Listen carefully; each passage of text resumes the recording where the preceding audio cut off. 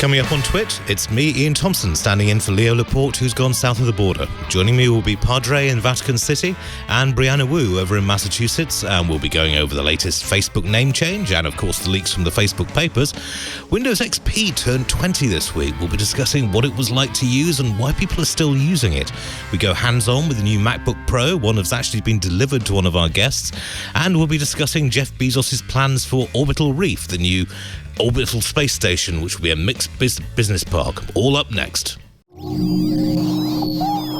Podcasts you love. From people you trust. This is Twit.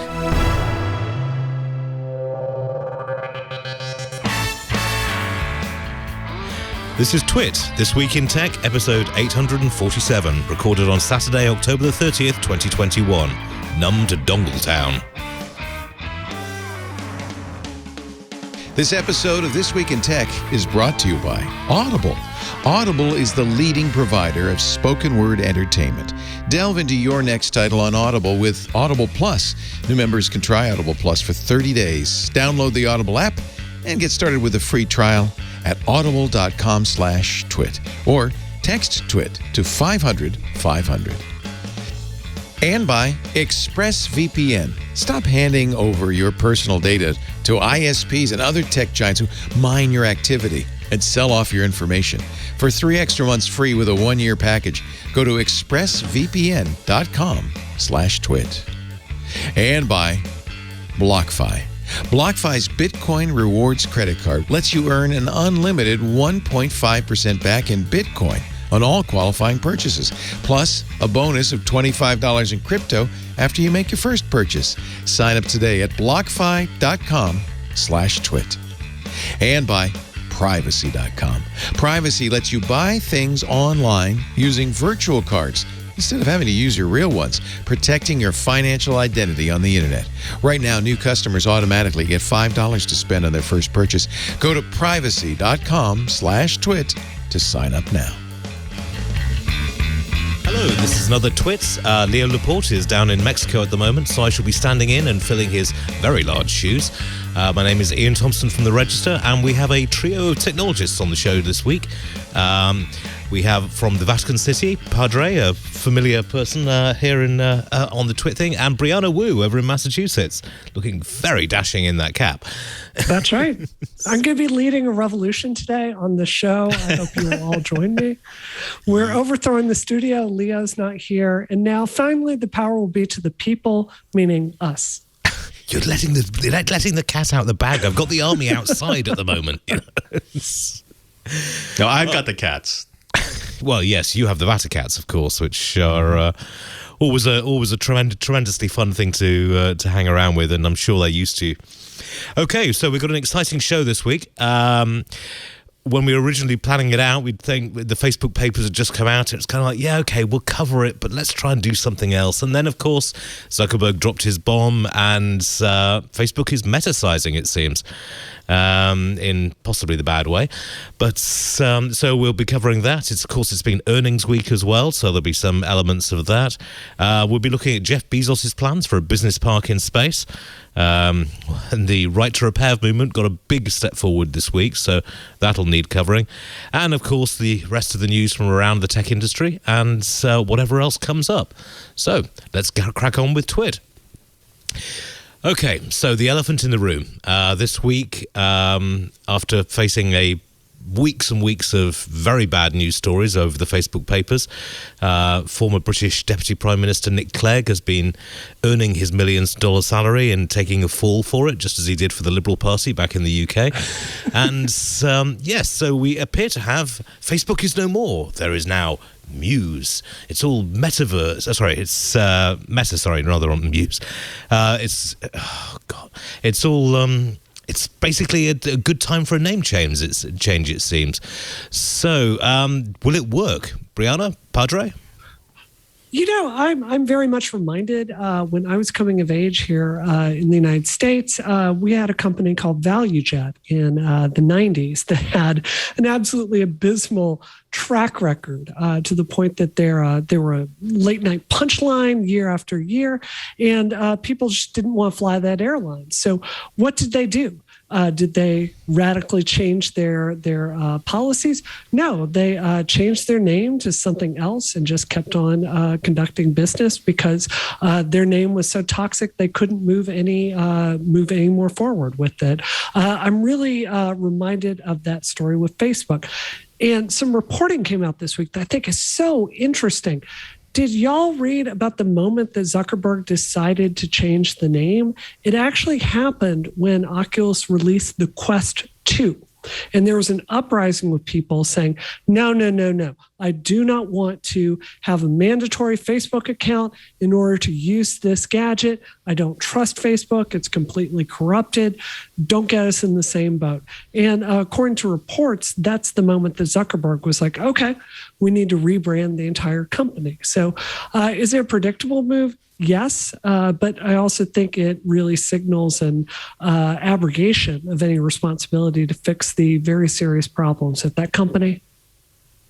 Yes, I mean, there are a couple of different ways to look at this. First is standard corporate growth at some point means that you're going to rename your company. I mean, it happened to Google. Just because you need to have something that encompasses all the different subsidiaries that you're going to buy or develop. That's I understand that. That's fine. That's going to go. Every business is going to have that growing pain. There is another element here, which is Facebook and Zuckerberg have realized that Facebook has become toxic. The actual name is a negative connotation. That's amazing. To me, that's amazing for a company that's this big. I mean, it's something like Comcast or Cox, these companies that are huge that everybody uses and yet everybody hates. That's what Facebook has become. And I don't see that changing with the name. I mean, yeah, it worked for ValueJet because there are so many small carriers that can essentially do the same thing. You've commoditized that service. But with Facebook, there are so few large social media companies, and there are none like Facebook. Everyone knows what they're using. It doesn't matter if you're calling it Metastasize or Meta or Muse or whatever it is. It's still Facebook. Well, yeah, I mean, this is it. And I thought it was very interesting from the standpoint of they're now grouping Facebook and Instagram, they're just apps and everything else is Meta. And I wondered whether that was possibly so, if the regulators do start coming in, then they can say, right, okay, well, we'll just sort Facebook out, but we're all Meta now, so it's really different. But I mean, as you say, Google has done this with Alphabet.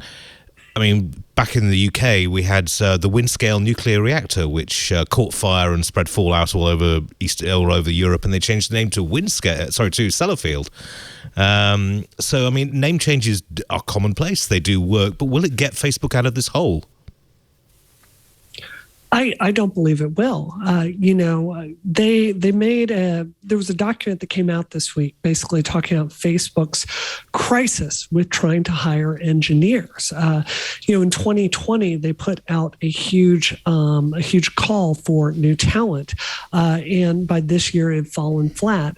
Right now in the United States, there's the Facebook name is so toxic, they're not able to even recruit talent to the company to fix their existing problems. And that's why I thought it was so notable that, no disrespect to European engineers, y'all are great, but they're actually having to go to other countries to recruit talent to build what they believe is going to be the metaverse. They put out a call to hire, I believe was it 10,000 or 20,000 engineers? It was one of those numbers. But, just imagine how much work they could do repairing their product here if they invested that kind of infrastructure in it.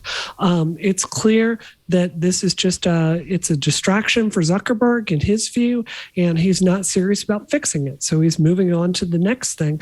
So I think it really signals that Facebook is not serious about addressing their toxic problems and their toxic perception in the public. And I think we should expect them to continue in this way.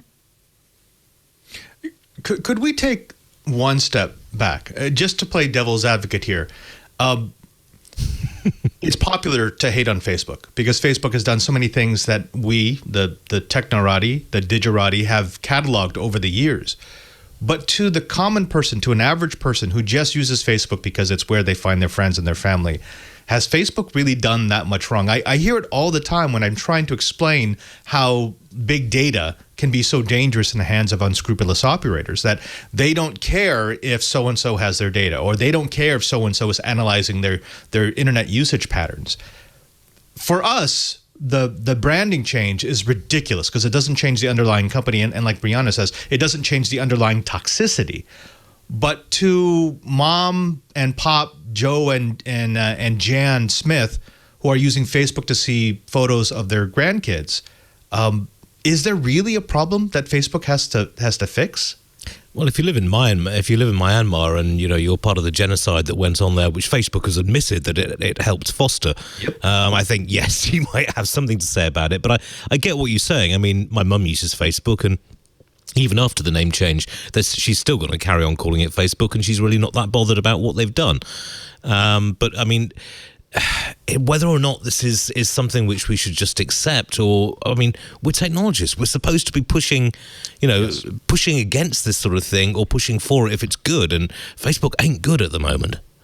I don't know. I think it's kind of like cybersecurity. There's never going to be a market-based solution to fix cybersecurity because neither the buyer or the seller are incentivized to pay for it, right? It's only going to be fixed with regulation. And I think expecting the general public to have a, forgive the phrase, Robert, but come to Jesus moment about these issues, I don't think it's ever going to happen. And I don't think it's their role. We don't expect automobiles to get better gas mileage because consumers are out there demanding it, unless we're in a different country. It might have higher petrol prices than the United States. This is it's a job for regulators ultimately. And I think it's very dark and disturbing to see Congress has basically abrogated their responsibility to do even bigger oversight here. At the end of the day, Zuckerberg, he's one of us. He's a technologist, and he's made a decision to see no evil, hear no evil. He's clearly going to continue on this path. He doesn't think it's a problem. So I think he's beyond help. It's fairly dark. I mean, it's he does seem to have a certain amount of willingness to ignore this, I would have thought. I mean, what's the view in Europe, Padre? Is this playing well over there, or are people just like, oh, it's Zuck again? I think there actually is a bit more visibility into what's happening with Facebook and what's happening with big data in Europe, at least in the circles in which I reside. The strange thing is, though, even though people have a better understanding of the issues of privacy and how Facebook has been violating that trust, they keep using Facebook products. So the same people that I talk to, and they're completely with me when when I try to explain what happened with Cambridge Analytica and what happens when big data is used to do crowd analysis, why that's bad. And they understand that and they get it, and they send that information to their friend over WhatsApp. So there's a better understanding, but I think we're still at that point where it's too convenient. And no matter what, even though Facebook seems to be the harbinger of doom for freedom in the Western world, it's just too good for them to pass up. And that actually really scares me. Myself, I mean, I disagree wildly with what Facebook's been doing, but I still use it because it's the only way. Well, it's the easiest way to keep in contact with friends and family back in the UK. But yes, I mean, for all the bad press they've received, and it really hasn't hurt the user stats that much. Although looking through their financial figures this week, I have noticed there's a drop-off in European use and average revenue per user, which could be getting people slightly worried. But in terms of the people that could actually change this, regulators and governments, the US government seems to have basically said, they levied a $5 billion fine, which, 3 months profits for Facebook? I think they can live with that. Yeah. Probably find it down the back of the sofa, to be honest. But I mean, regulators seem to have completely abrogated their responsibility. And I mean, Brianna, you're very up on the political scene. Is there any sign of this changing under the Biden administration? I unfortunately, I don't think so. We have seen better digital policy and better better policy coming out of the FCC overall. Thank God. It could hardly be worse, but I don't get the sense that it's really a priority. I do want to say, though, it occurs to me that there is another group of people with the power to influence Facebook. For me, I run a political PAC, and I write giant checks to Facebook constantly because they're such an effective vector for getting political advertising out.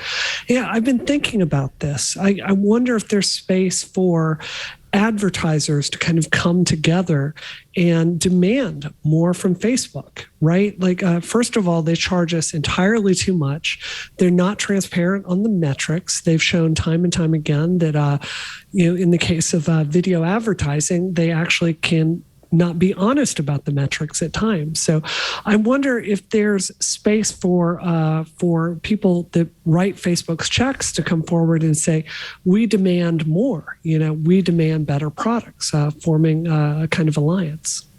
Well, Facebook is famously the company that said that if a video opens and is played for 3 seconds, then that counts as a view. Right. I mean, it's 100%. Completely bizarre. Padre, sorry, you were... Well, okay, so I deal in this space because one of my responsibilities is the new media outreach. That's Twitter, that's Facebook, that's Instagram. First, they rejected my appeal to just not do anything with Facebook. They said, no, we have to be in Facebook. It's where we get the most views. It's where we get the most traffic. It's where we get heat. So I get that. It's a necessary evil. But trying to get them to not pay Facebook money to push their posts it's an uphill battle. I can't do it anymore because Facebook gives them that little dopamine. Even for them, it's a dopamine hit when they see what kind of reach a video gets or what kind of reach a post gets. And even when I try to explain exactly what that data means and it's not actually what they think it is, it doesn't matter because it's someplace where they can put their money and they see a result. It may just be a result in charts, but it's still a result. I don't see that mindset changing. And again, these are enlightened people. These are people who understand the issues with Facebook, and yet they're still not able to wean themselves. So I would love the idea of getting advertisers together and using their collective power to say, look, we want to advertise with you, but we need these changes. I just don't see it happening until there's one big player that stands up and says, okay, I'm going to put my flag in the ground. I'm going to start it. Come with me. Yeah. Well, I mean, this is it. They've got such a diverse advertiser base, though, that there isn't really a couple of big players who could say, change this or we're going to pull our revenue, because they need to pull it in from other areas, surely.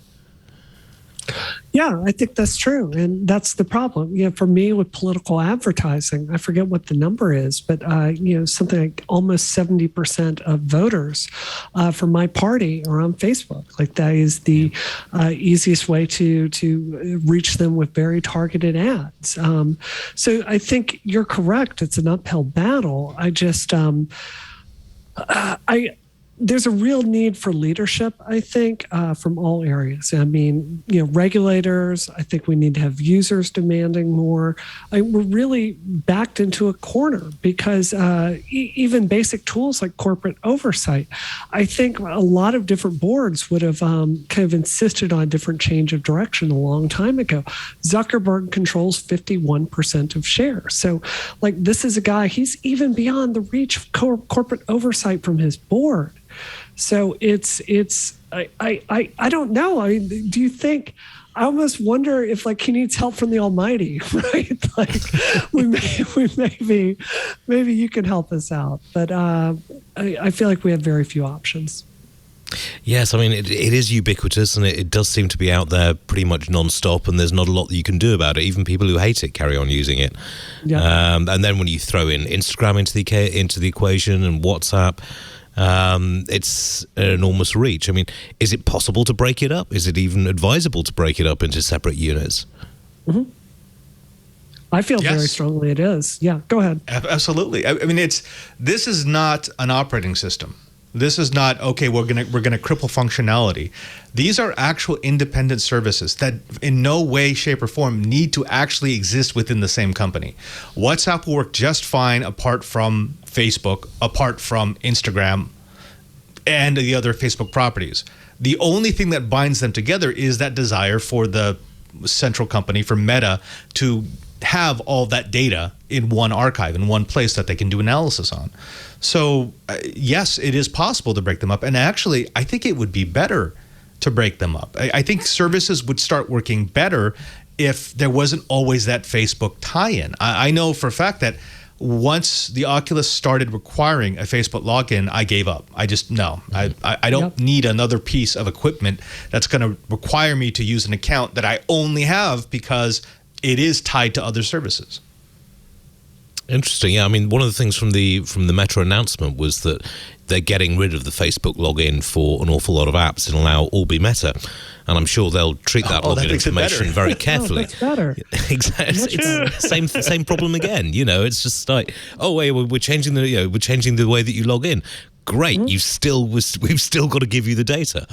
Look, the handcuffs are now going to be red, so it's okay, right? Because I know you didn't like the black handcuffs, so now that they're red, we're all good. 100%. Can we, I know we're focused a lot on like the Facebook component of it and the ethical considerations there. I'd love to talk about the Meta announcement itself, because as a game developer, I have a lot of thoughts about this specific vision coming from Zuckerberg and Facebook about why I think it's specifically flawed. So, you know, I think an assumption, well, first of all, let me just tell everyone out there in Twitland, I've spent a lot of time developing prototypes in VR to kind of figure out what kind of game designs work in VR, what kind of ideas work in VR, what kind of stories can you tell in VR, because it's a very different environment. There's a special set of rules that you have to start thinking about, like optimizing draw calls towards the center of the screen, and the way you tell stories, the way you move around. So I've thought a lot about this. And I think that there's an underlying assumption with many VR and like metaverse enthusiasts to think that VR is like the ultimate level of immersion, right? Like you read Snow Crash or you read Ready Player One and you imagine this world where you're out there fighting with swords or, you know, looking for an Easter egg and a recreation of all these different things. And that's the core assumption, right? That this is somehow more immersive than what we have today. And what I can't personally square that with is, if that's true, then why haven't we seen the early adopters flock to using this more than we do traditional screens, traditional games? Because it's very clear, this isn't just an opinion. The metrics will show this out, that you can have the very, very best games in the entire world and the best experiences in the entire world, but it's not a place that people want to spend a lot of time in. They'll be there for like 30-minute bursts, and then they'll get away and they'll want to go back to the real world. I actually don't believe that VR is inherently a more immersive experience than looking at a screen. And if you think about that from like a game development point of view, it makes sense, because most VR experiences, they require you to be in this first-person view, and it marries you to a certain set of mechanics, working with your hands, shooting things with your hands, kind of representing your real body in the world. We all know if we're sitting back with a controller and playing a video game, you kind of get lost, whether you're doing combos or, playing a third person story like Mass Effect. It has exactly that quality of immersion. So a conclusion I've come to is that VR inherently, it gives you, it almost limits the amount of tools that designers have to give you the immersion. The second part of this that I'm really not sold on with the metaverse vision is the fundamental reason that I think social media is so addicting in the first place, that it gives us all the illusion of feeling connected to real people. I feel like I'm in friends with many of the people I talk to frequently on Twitter, right? These are people that represent themselves with a real icon of themselves. They promote their real life work. Sometimes it leads to real opportunities like doing Twit together today. that is a real connection. The Zuckerberg vision of this seems to be cartoons and this this inauthentic representation of yourself that's once removed from that authentic connection. So I think you come to this same question, like, is it more immersive? Are you going to feel like you're forming a more human relationship with a person if you're talking to them through a cartoon avatar of them? I don't really think that's true. I think that it's just simply a different way to do that. So, with those two issues side by side, I'm just not sold that a metaverse is going to do anything better than what our current social media and games and tools that we have today are going to do. Well, this is it. I mean, virtual worlds are all well and good, but they've got to be A, believable, and B, immersive, and have something that which no one else can offer. It's, I mean, Padre, you're going to be putting a virtual Vatican out there, and which people can wander around and gaze in awe at the art of centuries. There have been requests, and there actually have been some technical studies, and I've basically told them we can do it. I don't know why you want to do it. To get into the discussion, I think something that Brianna brought up is why hasn't VR caught on? And I think it's because VR comes out of a fundamental misunderstanding of how we absorb information. Right now, I'm sitting in front of my setup, and it's a pretty typical setup. It's got 3 monitors. I'm monitoring a couple of different things at the same time. I have a sense of where I am, and when I'm working, I can easily move from one piece to the next. I can absorb things through my peripheral vision, and I can take breaks, so I can look away from my screens when I need to sort of concentrate on something. VR doesn't let you do that. VR is always there. That's the whole idea. It's always connected, but that's not the way humans work. We like to be connected. We don't like to be constantly connected. As far as forming relationships, I think one of the issues that we've seen, because we study this, my organization studies this greatly. There's a lot of surface connectivity where people think they're forming relationships because they have communicated with each other. They've sent messages, they've sent tweets, they've sent posts, they've maybe exchanged a couple of photos. But that is fundamentally not how you build a relationship. A relationship actually requires real risk. So VR, especially the way that it's being envisioned by Facebook, might be fantastic at selling you a product. It is still horrible, absolutely horrible at working or building relationships. You see, would augmented reality deal with the problems of that? I mean, for both of you, I mean, the idea behind augmented is that, you can, and this is something which came up in the Meta announcement. It was just like, okay, so you can have VR when you want to be fully immersed, AR when you're out in the physical world, as they put it, or reality, as the rest of us do. And would AR help with that? And certainly, based on from what we've seen so far, AR hardware is still very, very prototype phases. I mean, they announced Project Nazaire, the AR glasses, as part of the announcement, but I have yet to see a pair of AR glasses which you'd actually could use or could wear in any conceivable format. Yeah. Yes, but the idea of AR, go ahead. I'm sorry, just the idea of AR is so much better. The idea of being able to be out in the world and receiving information about the things and what you're seeing or the things that you're interacting with, that is so attractive to me. That I can actually see real world applications. What am I putting on a VR headset? You are closing yourself out from the outside world. So for me, AR from the start has always been far more promising. Yes, much more difficult because the technological hurdles that you have to leap are much higher. You have to make a system that is usable outside. It has to be light. It has to be stylish. It has to have a long battery. It can't be connected to a huge computer on your waist. No, those things are just technical problems. But if you put those aside for a second and just admit that at some point we will meet those technical problems, the promise of AR far, far exceeds VR. And is that true in the gaming world, Brianna? Well, I think it's a different set of assumptions, right? I definitely agree. The promise is there. I think if you're thinking about game design, I think there's less of a difference between like the way you would design an AR game and a VR game. They're kind of the same set of assumptions, right? You're a physical body in a space.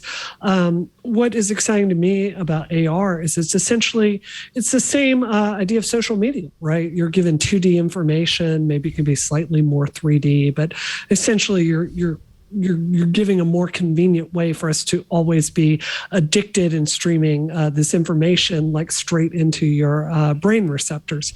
I think our social media addiction shows that like there's a real tendency in human nature to want to receive information constantly. I think many of us as techies, it's almost addictive, right? So I do agree with you that that's going to be more addictive. But that is not a space where Facebook is going to be able to create a universal experience or monopoly in the same way, because you could have any application kind of there in the bottom of AR playing in the corner of your glasses and many, many years down the road, with like neural link implants where it's going straight into your brainstem. John Carmack had some fascinating comments on this to come out of Facebook the other day, because he, even though he works for Facebook, made some very public comments saying he thinks that they're completely going about this the wrong way. And just in case you don't know John Carmack, he's the guy, one of the pair along with John Romero that launched id and did Doom in the 90s. So his thought with this is you can't go out tomorrow and say, I'm going to create a metaverse. You can't say, I'm going to hire 10,000 engineers and we're going to build this thing. And he likened it to the experience of building Doom.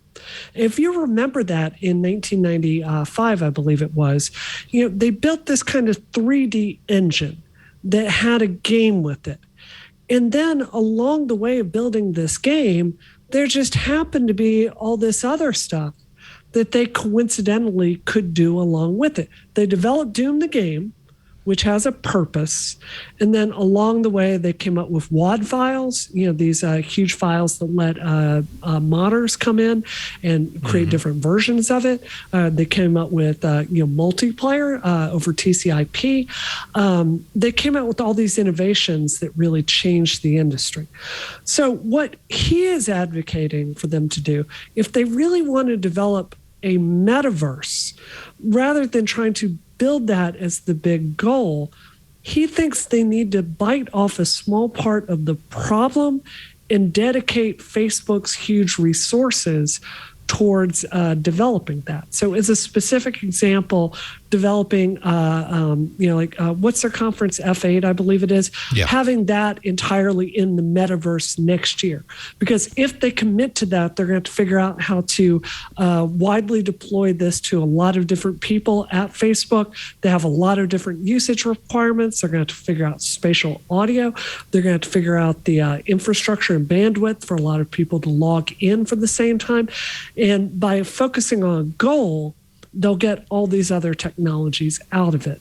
So to me, I think that says two things. First, obviously, that's a smarter way for Facebook to go about that. But secondly, I don't really believe there's going to be a future where Facebook is the only company that develops a problem, develops a solution to a problem in this space. I think it's going to be much more akin to what we see today, where many startups are working in this space. You have different specialists that work on different parts of it, and ultimately 4 or 5 companies getting a lot of market share. Well, we're going to have to see how it develops. But in the meantime, let's just have a quick word from Leo, who might not be here in person, but he is in spirit. Hey, Iain, thank you so much for filling in for me while I'm down in Mexico. But I do have to interrupt. Just going to be a minute. Got to tell you about Audible. I love Audible. Audible audiobooks are the best. It's not just audiobooks. It's spoken word entertainment of all kinds. What am I listening to today? Well, there is a great Dune audiobook. It's one of Audible's specialties. They do dramatizations, multiple voices, acting it out. I saw the movie, then I got a hankering for more Dune. It's on Audible. Love it. Actually, I bought it many years ago, and that's one of the things I love about Audible. All my audiobooks and I have a library of over 500 of them I can continue to listen to at any time in the Audible app. That's pretty awesome. What else am I listening to? Well, I'm getting ready for The Wheel of Time, which is Amazon Prime's next big fantasy TV show. It comes out next month. 15 volumes. I just downloaded volume 6 of The Wheel of Time saga. I am loving it. It's one of those titles that you're glad there's so many of them, because you just get immersed in a world that suddenly you know these people, you know this world, you're really there. In fact, that's how I really got started with Audible. I had a long commute all the way down to San Francisco for Tech TV. Sometimes I'd be 4 hours a day in the car, and I was getting pretty squirrely until I found audiobooks from audible.com, and that saved my life. In fact, my first big series was 21 audiobooks. The very famous, and I highly recommend them, Aubrey Maturin series about, I've mentioned it before, about Napoleonic War era British sea captain and his good friend, the doctor, as they sail around the world with all sorts of adventures. There's 21 of them. Patrick O'Brien, the author, fantastic. The nice thing about Audible is, when you're in the car on a commute, when you're doing the dishes, walking the dog, but you want to enjoy something, you want to listen, and these audiobooks or spoken word titles are so engaging. I like, Lisa and I are listening together to James Michener's Hawaii. Instead of watching TV at night, we put on an audiobook from Audible. It's so great, and it's a nice thing to do together. It's really wonderful. Whether you're driving, cooking, cleaning your house, or just relaxing, you can listen to amazing audio from Audible. It's the leading provider of spoken word entertainment, all in one place. The largest selection of audiobooks, ranging from bestsellers and new releases to celebrity memoirs, languages, business, motivation, and more. You can get original entertainment from top celebrity creators. Listen to Steve Martin's Born Standing Up. He reads it. It's in his voice. It's great. Thousands of popular and binge-worthy podcasts, too. In fact, they have a new plan, Audible Plus. It gives you full access to the whole Audible Plus catalog. So it's all about giving members a chance to listen to and discover new favorites, explore different formats like the exclusive Words Plus Music series. There are podcasts ad-free in there, even theatrical performances. You can learn a language. You can learn anything. You can enjoy a great performance and listen to great audiobooks, all available to download or stream so you can listen anywhere, anytime, on any device. You'll never lose your spot. To use your Audible membership, though, you do need to download the Audible app. It's free and can be installed on all smartphones and tablets. Listening to Audible, it makes you feel inspired, connected, and it's available all in one app. Audible Plus, your playlist for life. I hope I've convinced you. I am a massive Audible fan. I think you know that if you've been listening to our shows. And we're thrilled that you can dive in now with Audible Plus. New members can try Audible Plus for 30 days. Download the Audible app. Get started with that free trial. Go to Audible, audible.com/twit, or text TWIT to 500-500. Please do that, by the way, so they know that you saw it here. We're big fans, and we really want them to know how much we love Audible, and we want to drive a lot of traffic. So please use that address, audible.com/twit. Or if you want to install the app, just text TWIT, T-W-I-T, to their short code, which is 500-500. They'll send you a link. You can download the app. Audible, audible.com/twit. We love Audible. I know you will, too. Text TWIT to 500-500 to start your free trial today. Now back to Iain and the gang. Thanks very much, Leo. Okay. Now, obviously, you don't want the show to be all Facebook, but we really should mention the Facebook papers since Francis Hagan, the whistleblower, has been speaking to the UK Parliament about it. And we've had a bunch of revelations. There have been problems with India trying to deal with content. There have been allegations that Facebook knew that it was putting out anti-vax information. But at the end of the day, didn't we really already know this? I mean, a lot of the allegations, yes, it's nice to have, Facebook's own documents confirming them, but this was stuff that was covered years ago. Are we really surprised by this? Surprised? No. The fact that there are mainstream media outlets that are now catching up, that actually is a little surprising, because there was some discussion about whether or not they would ever be able to connect the dots and say, hey, wait a minute, this happened and that happened. Now, we've known for a long time that Facebook has been doing this. We've known for a long time how Facebook can sway public opinion with the types of advertisers that they accept. But as I mentioned earlier in the show, the common person, the regular person who really doesn't cover technology every single day and actually doesn't really care about it as long as it works to connect them to what they want, they don't seem to care. I've seen people read these stories and say, "Oh, that's pretty bad," and then they go back to Facebook, and then they go back to WhatsApp, and then they go back to Instagram. So, am I surprised? No, not really. Am I surprised by how little this is going to change things? A little bit. I was hoping that maybe this was the time. Maybe the outrage was finally big enough. Maybe the pain would finally be high enough that Facebook would be forced to change. It's not going to happen. I don't know. I think I'm a little less pessimistic than you are, Robert. I feel like, it's like that moment in the murder movie where you kind of know that the guy did it, but they can't quite prove it in court because they don't have enough evidence. And then, they go and they get something comes through, someone agrees to testify. And that's the moment they have something they could use in court to put somebody away. If you're talking about regulators and the pretext that they're going to need to take stricter action, I think it's very much worth noting that Europe has traditionally been much harder on American tech companies than the American Congress has been.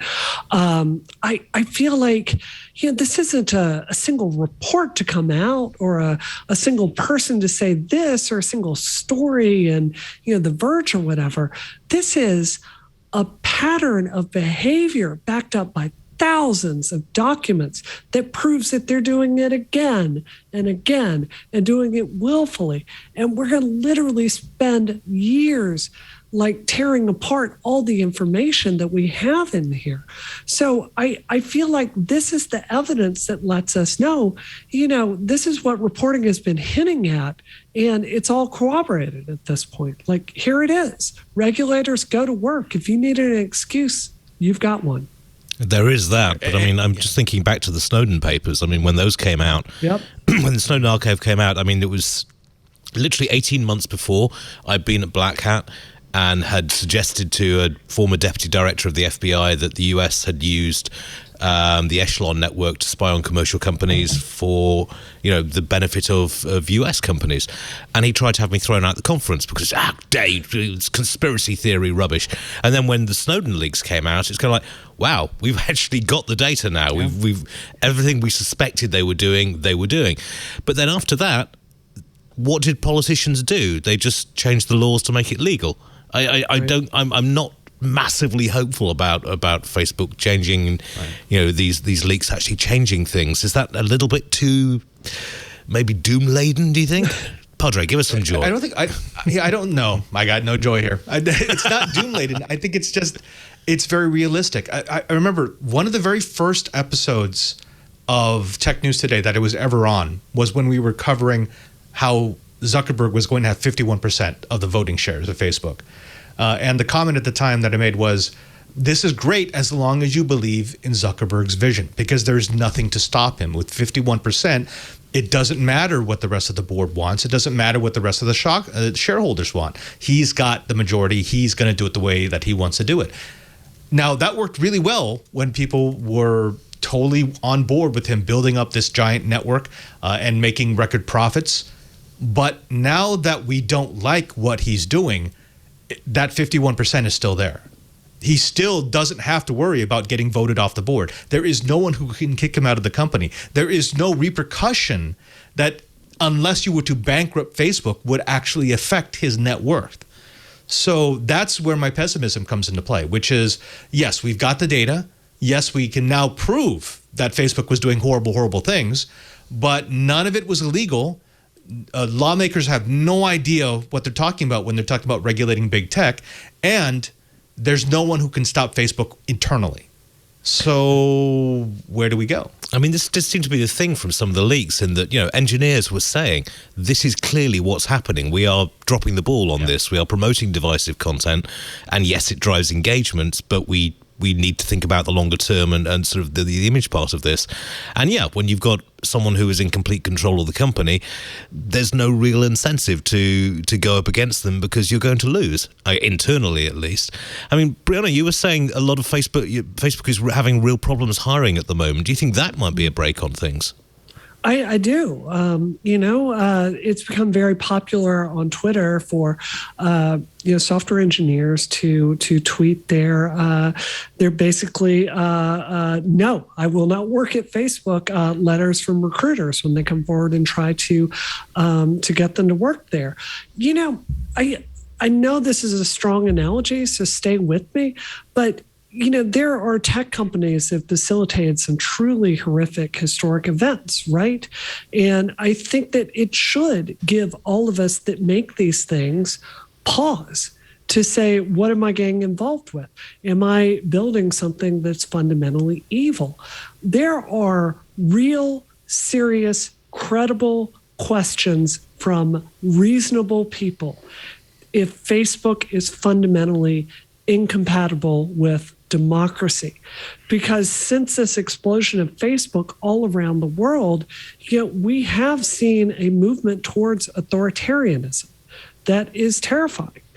And my hope is that if the people that are skilled at this, the people that they need to build these products, refuse to work there, hopefully another competitor could come along that does actually have ethics, and will be held to some kind of standards with the public. So I think that's a very positive development. And I would encourage any software out there engineers to, follow your peers and stay the course on that. It's quite interesting, and we saw a similar sort of thing when Uber was being exposed for the rather toxic atmosphere that it had in its own company. And I was speaking to a recruitment consultant, and they were saying people are now taking Uber off their resumes and just putting themselves down as a freelancer or something because they don't want to be associated with the company. And I wonder if that's going to be happening with Facebook too. But there will always be flaks around to defend it. A friend of mine did a story about IBM's involvement in the Holocaust. In building, the tabulation machines which enabled the Nazis to, put people down in certain things. I'm not saying Facebook are Nazis or anything, but it was interesting. We got she got an email from IBM's chief PR person saying, read the article, a couple of things. First off, we pulled out of Germany in 1938, and I don't think anyone really realised how bad Hitler was before 1938, which led to some hollow laughter, and then follow that up with, by the way, you say our actions were deplorable. We prefer regrettable. Would you mind changing it? It's just, there are always going to be people out there who are trying to, spin this right. I don't know if Facebook can spin themselves out of this, but experience suggests that they may be able to. We shall see. But yes, I mean, overall, let's try and make the show not all about Facebook. I would just like to bring in Brianna at this point, because I understand you've got the new MacBook Pro. Tell us what's it like. I do. It's right here. I have it right here. I told... Right. At last, we finally got a decent hardware refresh, as I understand. Know. It's so funny. It is like it's like holding my old 2012 MacBook Pro. It's just everything they've made bad decisions about in the last few years. They kind of rolled it back. I've only had it since this afternoon, so I can't give you a full in-depth review of it, but I can give you some very quick impressions. First of all, the keyboard in it is excellent. I work on political initiatives.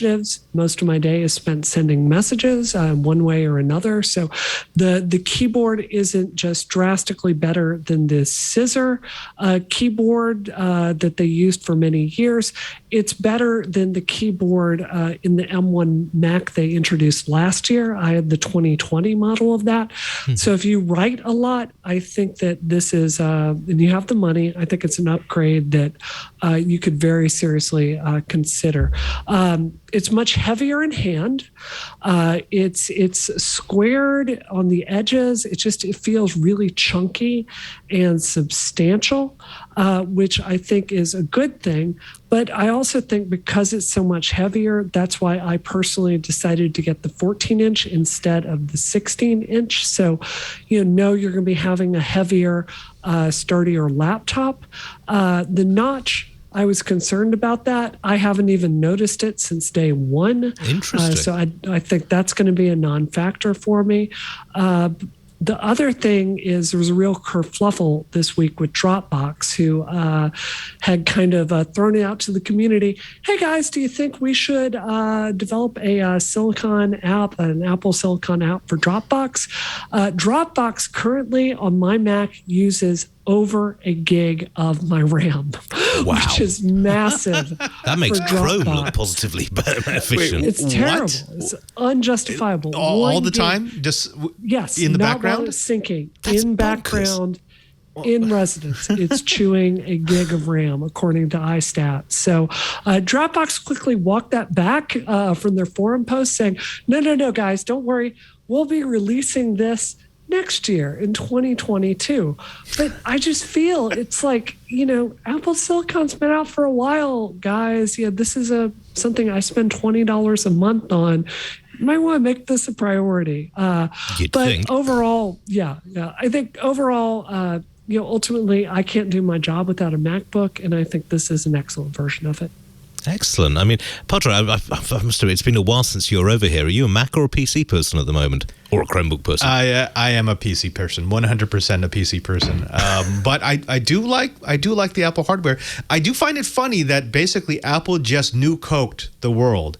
They released a series of MacBooks that were wanting, that people really didn't like, and then they released the old MacBook, and suddenly everyone loves it again. So, hey, kudos. Well done. Well, I mean, they have really been letting the MacBook down over the last few years. I mean, okay, there's the keyboard problems, which are many and numerous, but I mean, it wasn't a priority for them, it seems. They were, it's all about iOS, and it's all about, the latest generation of devices. But I have yet to meet a MacBook user, someone who's used MacBook for a few years, who isn't passionate about it and doesn't want to change. And Apple were giving people reasons to change. I mean, Brianna, do you think this is... obviously, you've only had it for a couple of hours, but I mean, and you're Mac-based, but I mean, generally you're feeling positive this is something which could woo people back to the fold? I am, but... I mean, let's really dive into something you just said about the ways that they've been laying the community down. You have the lack of ports that's been addressed. You have, you have the keyboard that's been addressed. You have better thermals that's been addressed. It's higher up on the table, but there's something that they have and they haven't addressed, and I think this really gets to the core of your question. For a long time, we've been talking about the lack of discrete GPUs in the MacBook lines.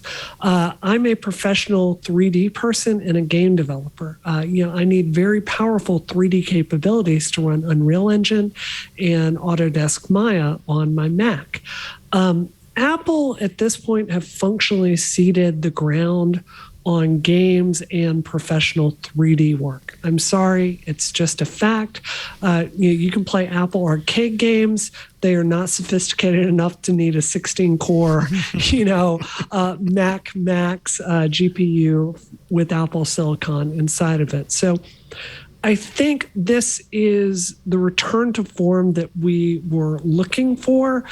If you use Final Cut, or those kinds of that family of apps that have been really optimized for it. At the same time, Apple has given up, in my opinion, on gaming and really sophisticated graphics technology, to the point where, Robert, like you, when I do Unreal work or serious graphics work these days, I don't even try to do it on a Mac anymore. I have a very expensive PC and a PC laptop that I use for that. So I think it's very good, but just know that you're not going to be a gamer on it. It's interesting that you say that, because I mean, back in the day, in the sort of the 80s and 90s, gaming was key to Apple's popularity. They did much better games than you could get on the PC. I mean, what is it? I mean, that kind of dropped off once Doom came out and everyone realized, wow, this is absolutely fantastic. You mentioned Doom earlier, and I lost so much time to that game. You put on a pair of headphones and you were there. So why did Apple drop the ball on this? I think it was changed. two things. Yeah, games changed. They found themselves accidentally in charge of the biggest games market in the entire world, right? There's a tendency with Apple devices, and I know this firsthand, to force them to run on a very wide range of hardware. So, whereas the PlayStation or PC can kind of aim for a higher end of graphical experiences, Apple arcade games really default down to this cartoony style where you could probably run them on like the iPad 3, most of these games with very little problem. So I just think that it's not just that the kind of ecosystem of successful games on iOS and Mac don't really require powerful graphics. Apple themselves have not really spent a lot of money developing these graphical APIs and tools.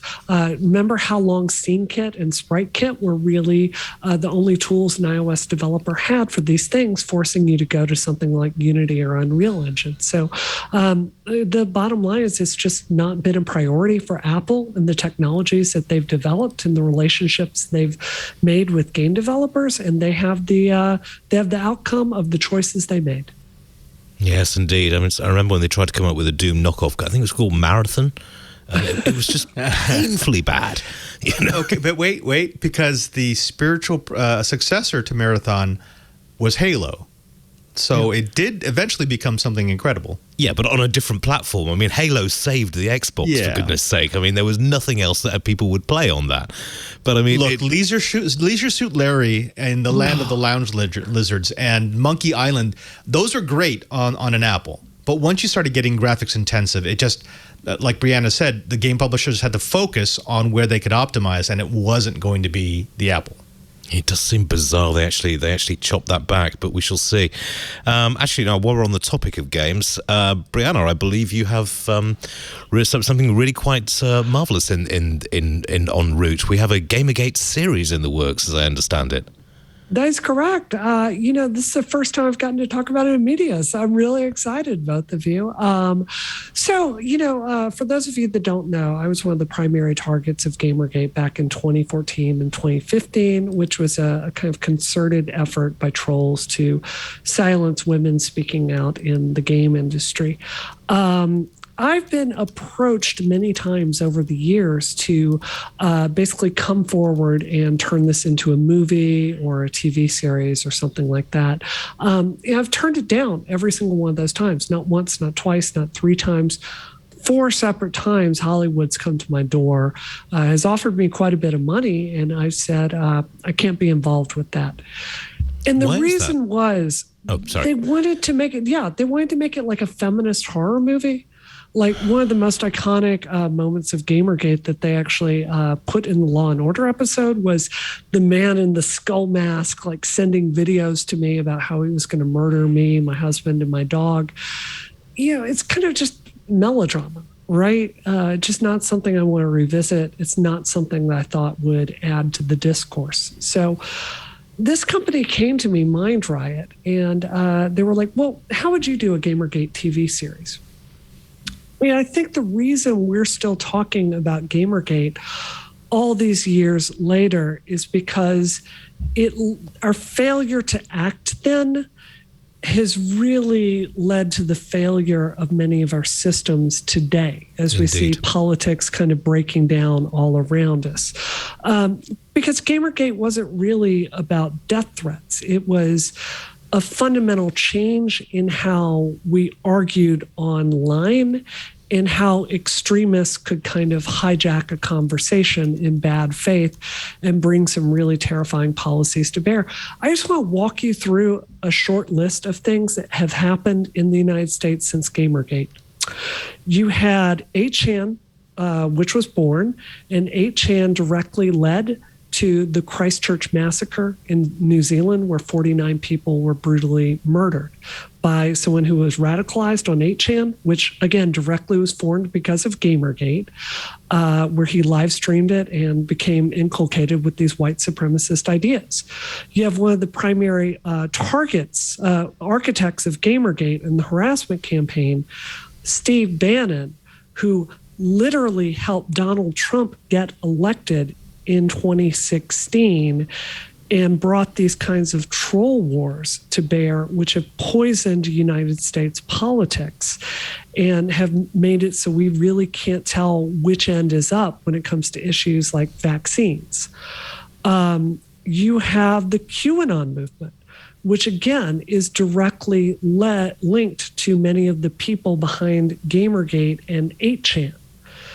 So this QAnon movement in the United States, this cult, which again has hijacked social media, that has directly led to many events in the United States like January 6th.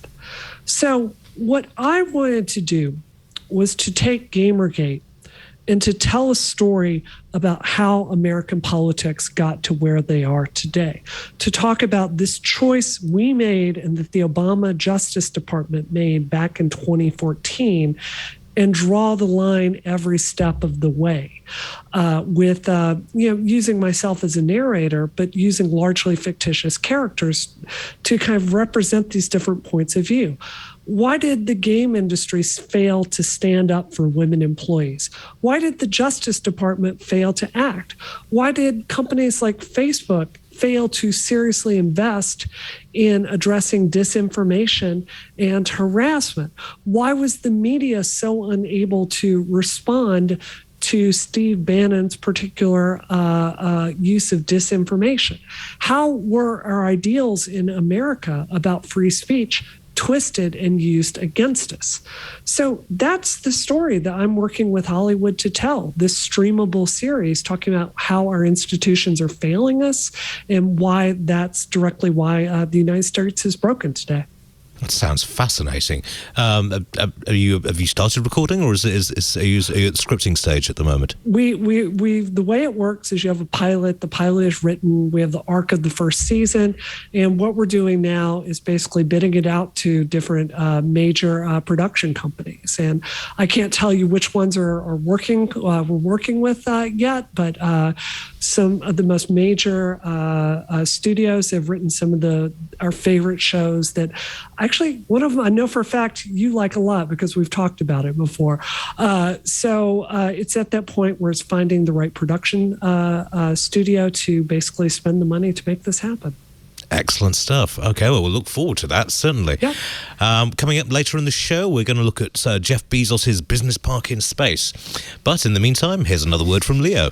Let me interrupt, if you don't mind. Let me interrupt for just a moment. Hi, it's Leo. Thank you, Iain, for filling in for me while I'm gone. You know what I'm bringing to Mexico on my trip with me? Of course, I bring it everywhere with me. Expressvpn. Did you see this study the FTC just came out with that said internet service providers are, shocking, spying on their customers, gathering information, selling it to marketers, even like personal stuff, location information. You know, you don't really have much choice in ISP. If you're a customer, one of the big ISPs is doing this, there's not much you can do. I don't expect you to switch ISPs, but I think a good solution would be to use ExpressVPN.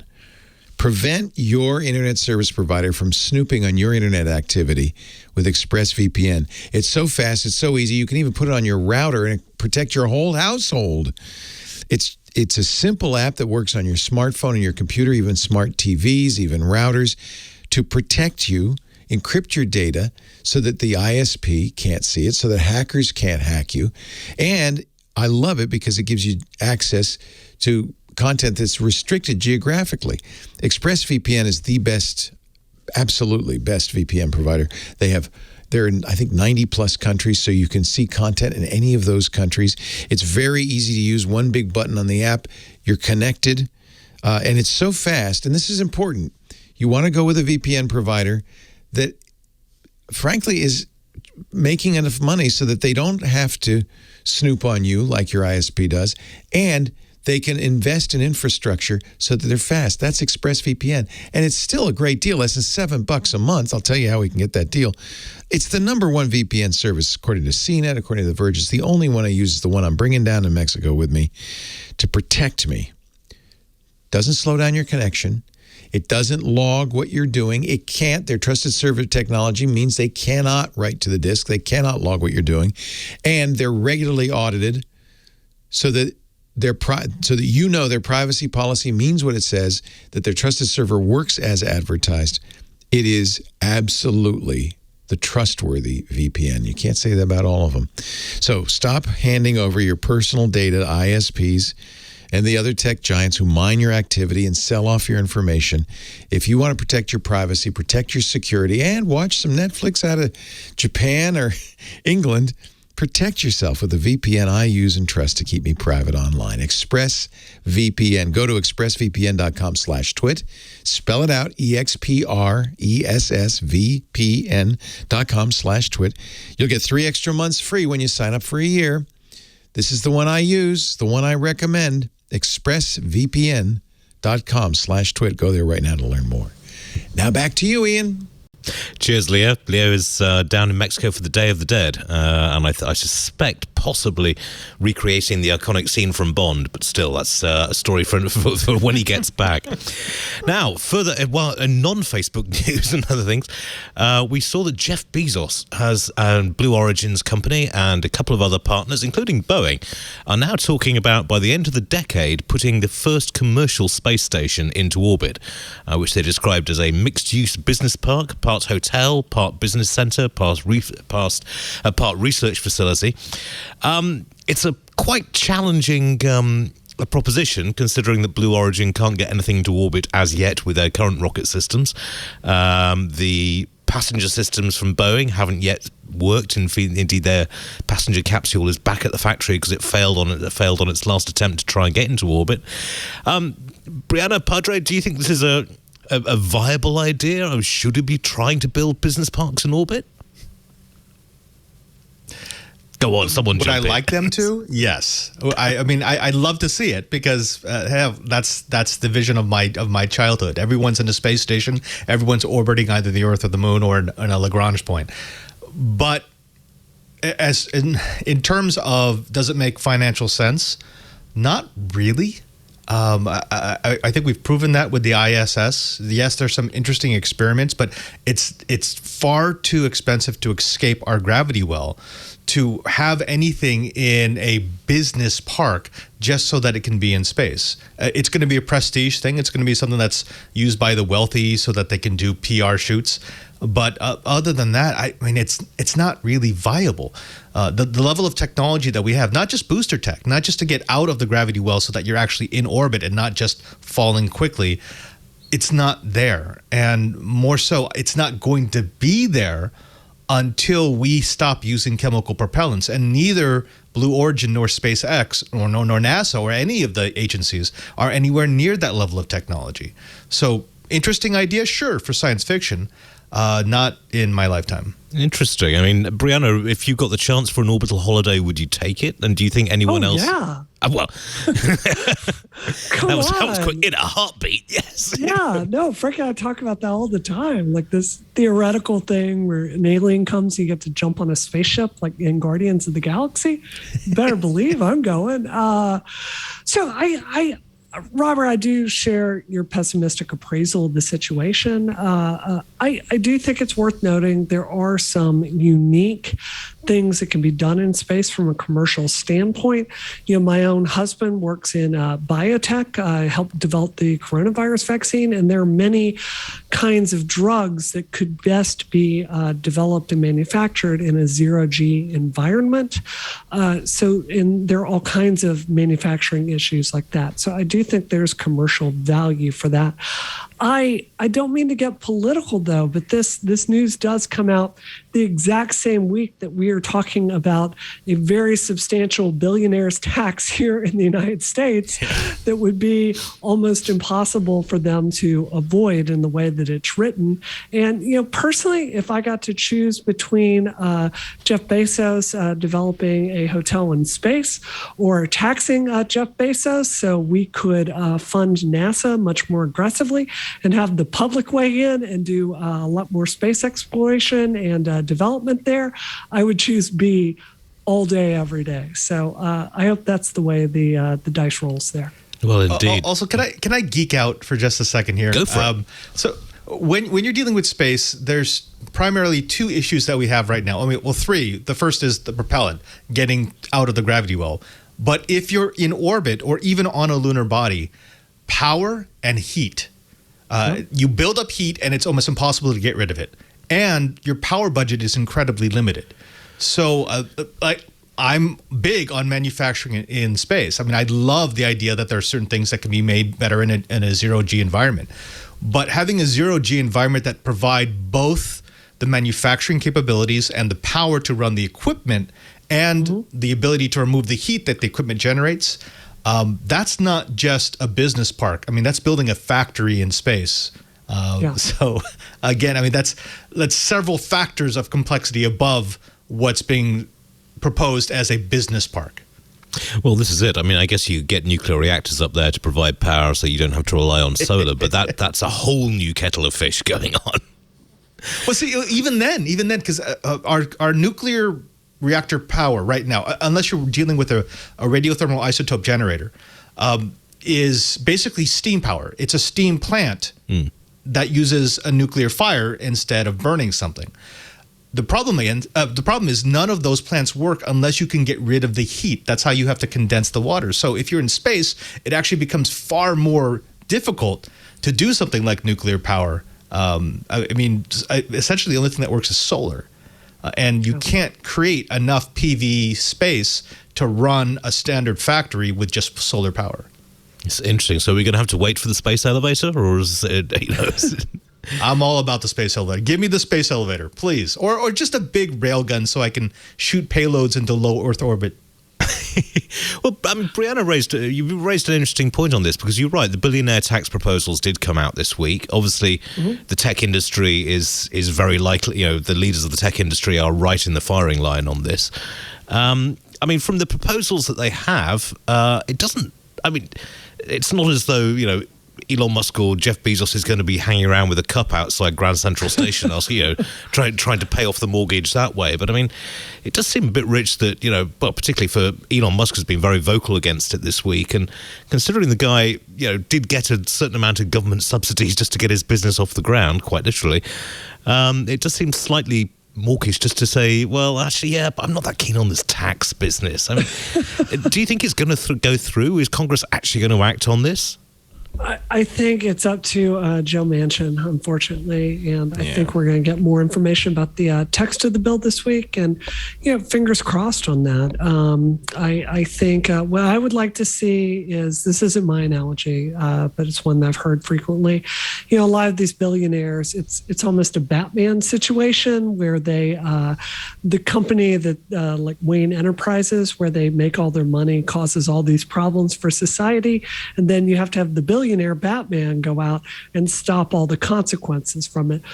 Personally, what I would like to see is more money taken from the billionaires, where we as the public can kind of decide which way this goes. And just one more thing about this, Robert, as long as we're talking about the nitty-gritty details of how we actually do something like this in space, one of the things that we've tried to figure out for a long time is how to stop the loss of muscle mass in space, because you go up there and your muscles atrophy.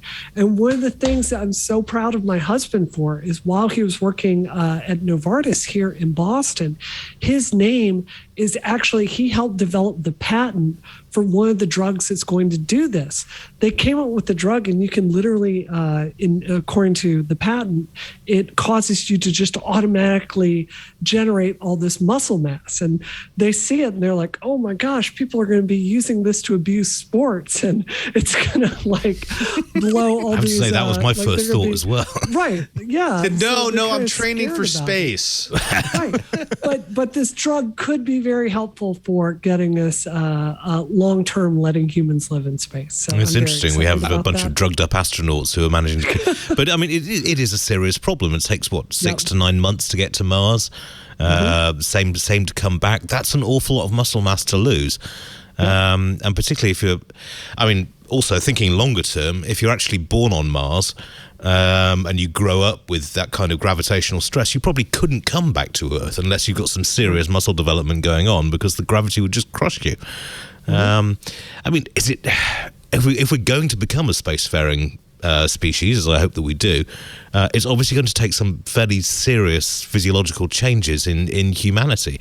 And also, sort of where are we going in terms of how that's going to equalize out when things get back to Earth. But I have to say, Brianna, when you told me about that drugs, my first thought was pro sports people are going to be on this like a rat up a drain pipe. 100%. If I'm remembering it correctly, they were trying to figure out ways to let sports teams try to detect it ahead of time because they knew it was going to be such a thing that would be abused. So put a marker in the drug so that it shows up. Yeah. Right. Yeah. They could also help elderly people, right? You fall and break a hip, it's because you lose muscle mass. So there we go. Yeah, we shall have to see. But, well, hopefully we'll get out there. We're starving in the midst of plenty at the moment, considering that most asteroids contain enough metals to deal with the markets for quite some time. But still, readers have pointed out that, of course, we could have the spinning space stations that would engender a certain amount of gravity, but that requires a massive space station to actually get it organised. I mean, I love 2001, but we're a long, long way from that. Arthur C. Clarke, Oh, sorry, go on, Padre. We don't actually have the material science to do that yet. Spinning a space station is a way to generate a force that will resemble gravity, but the force that you would experience on the hub of that spinning structure would tear any current material to pieces. So it looks great in sci-fi, but not incredibly practical. There actually is a show that deals with this really, really well. If you've read the Expanse series of books, yes, or even watched the show, yes, that's actually something that it builds into it. That was Abraham put that into the writing of the show. So that much is actually realistic. That's interesting, because, I mean, when Arthur C. Clarke always regretted the introduction of the transistor, because when his idea for satellites was based on valve technology, and that's why he thought that manned space technology manned space flight would become essential, basically, for the maintenance of satellites, because somebody would need to swap out the vacuum tubes. And once they broke, and in later years, he was kind of like, the transistor really mucked that up. You can just send machinery up there now. It's painful, but yes. Well, we shall have to see, and not even carbon nanotubes could help us out of this one, it seems, but we will, hopefully the material scientists are onto it. Now, we've had other good news this week. It's every 3 years, the US Copyright Office and the Library of Congress comes up with exemptions to the Digital Millennium Copyright Act. This basically says that under the DMCA, then you're technically not allowed to tinker with stuff even if you bought it. The right to repair has been severely curtailed, and now we have a bunch of new exemptions of things that we can look at and things that we can repair. They've clarified the language on whether or not you can repair, on what kind of vehicles you can repair, what kind of medical devices you can tinker with, and most importantly, from a security perspective, the kind of security tools that you can use. Brianna, have you, in terms of how our latest this latest 3-year menu has come up, were you generally in positive or negative about the thing? Oh, 100%. It's fantastic. My own state of Massachusetts has really led the way on right to repair laws. So I was just absolutely thrilled to see this. I really think listeners out there may not know, I love to restore classic Porsches. It's just my favorite thing in the world to do. And the tools and the lockout you increasingly have with more and more modern Porsches. I mean, it's gotten to the point where you can't work on your own cars. It's impossible to get the software to do it. And even independent shops, they charge such strikingly high fees for just the tools to go in there and fix it that it's just not a very tenable situation. And let's be clear about what this is. It's a scam to get you to go spend 3 times as much at the dealer. Right. So I was very happy with the changes that they made. I think that all of us don't just have the right to repair the things that we own. I think we should have a right to access parts and tools to repair the things that we own. And I think if we're talking about seriously addressing climate change, addressing our culture of disposability has got to be part of that, and maintaining the things that we buy for longer. It's interesting. A reader just pointed out that apparently in Massachusetts, Subaru's stopped offering certain vehicles in Massachusetts following laws on this. Are you aware of that at all? Or yes, that is actually a thing. That's outrageous. Yeah. You're right. It really is. There it is. Yeah. I mean, Padre, you love to tinker. Is this right up your alley as well? Oh, absolutely. I've been down with the right to repair since before the movement started. I mean, it comes down to a culture of ownership. Do you actually own the things that you buy? Are you leasing them? Are you borrowing them? Do you have the ability to do with it what you want after you've paid your money to own it? And it's strange to see how companies have used copyright law that never intended to cover their industry, their product, their whatever it is that they're selling, to keep you from doing that. I'll use the car repair analogy because I know Brianna is so down with it.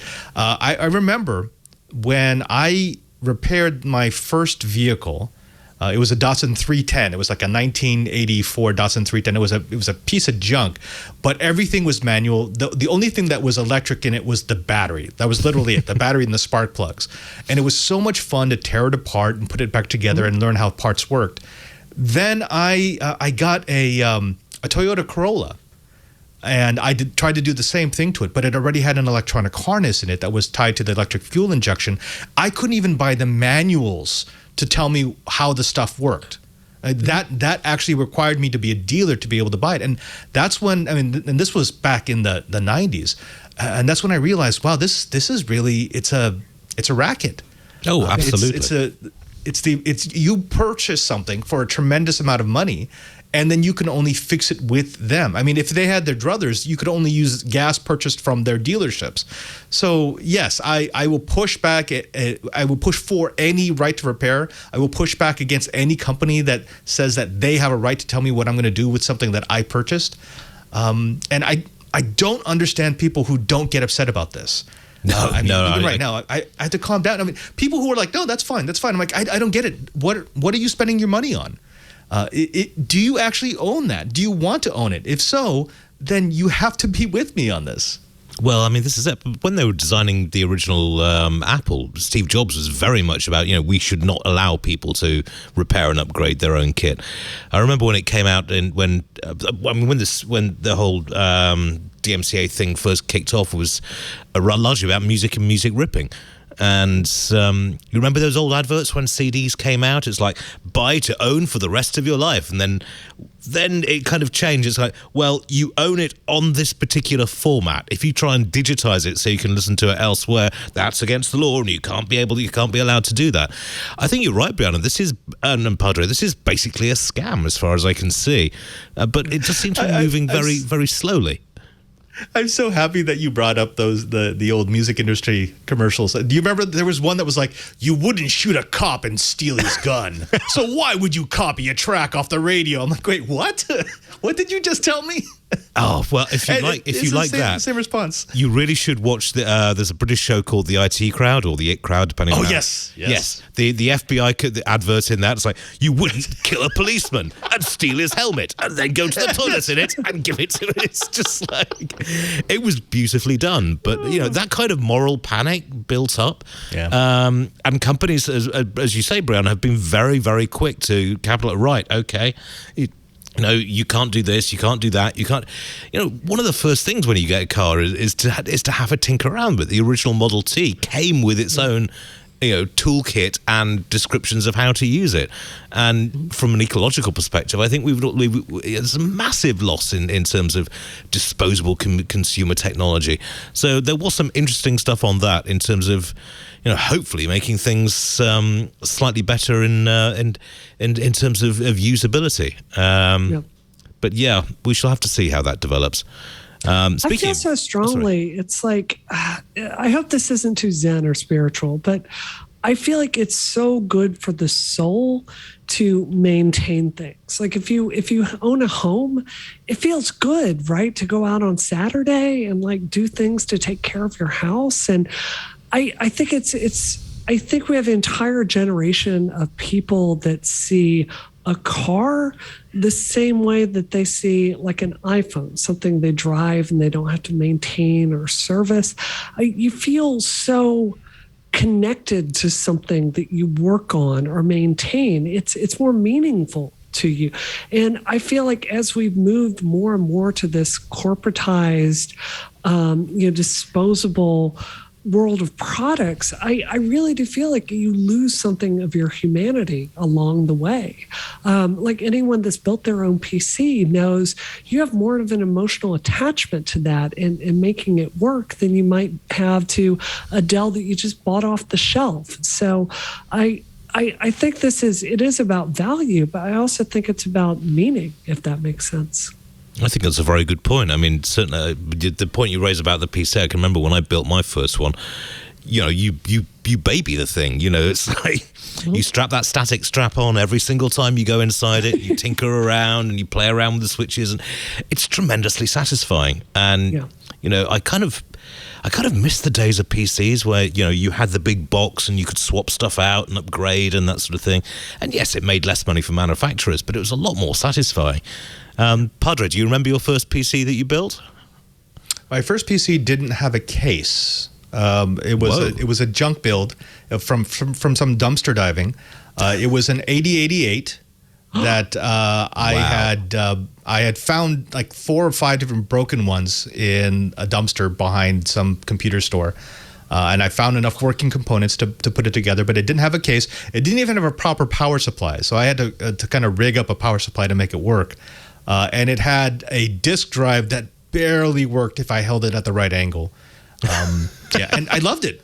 I mean, I wish I still had that thing. That's a piece of history for me. Oh, good grief. Yeah, I mean, we've all got that bit of technology that you've got to be exactly right on it. Otherwise, I mean, on this, one of my USB ports I need to crack the back on it and do some repairs because I dropped it and it's slightly twitchy.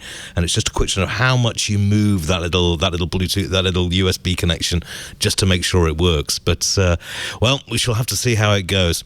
Right, coming up, we've got a whole variety of things. Android 12 is out, of course, and, of course, Twitter's been covering this quite intimately, and I'm curious to see what our panelists feel about it because I've been trying Android 12 out myself and I maybe get a little bit ranty. But before I do, here's Leo. Our show today brought to you by, thank you, Iain, for letting me interrupt, BlockFi.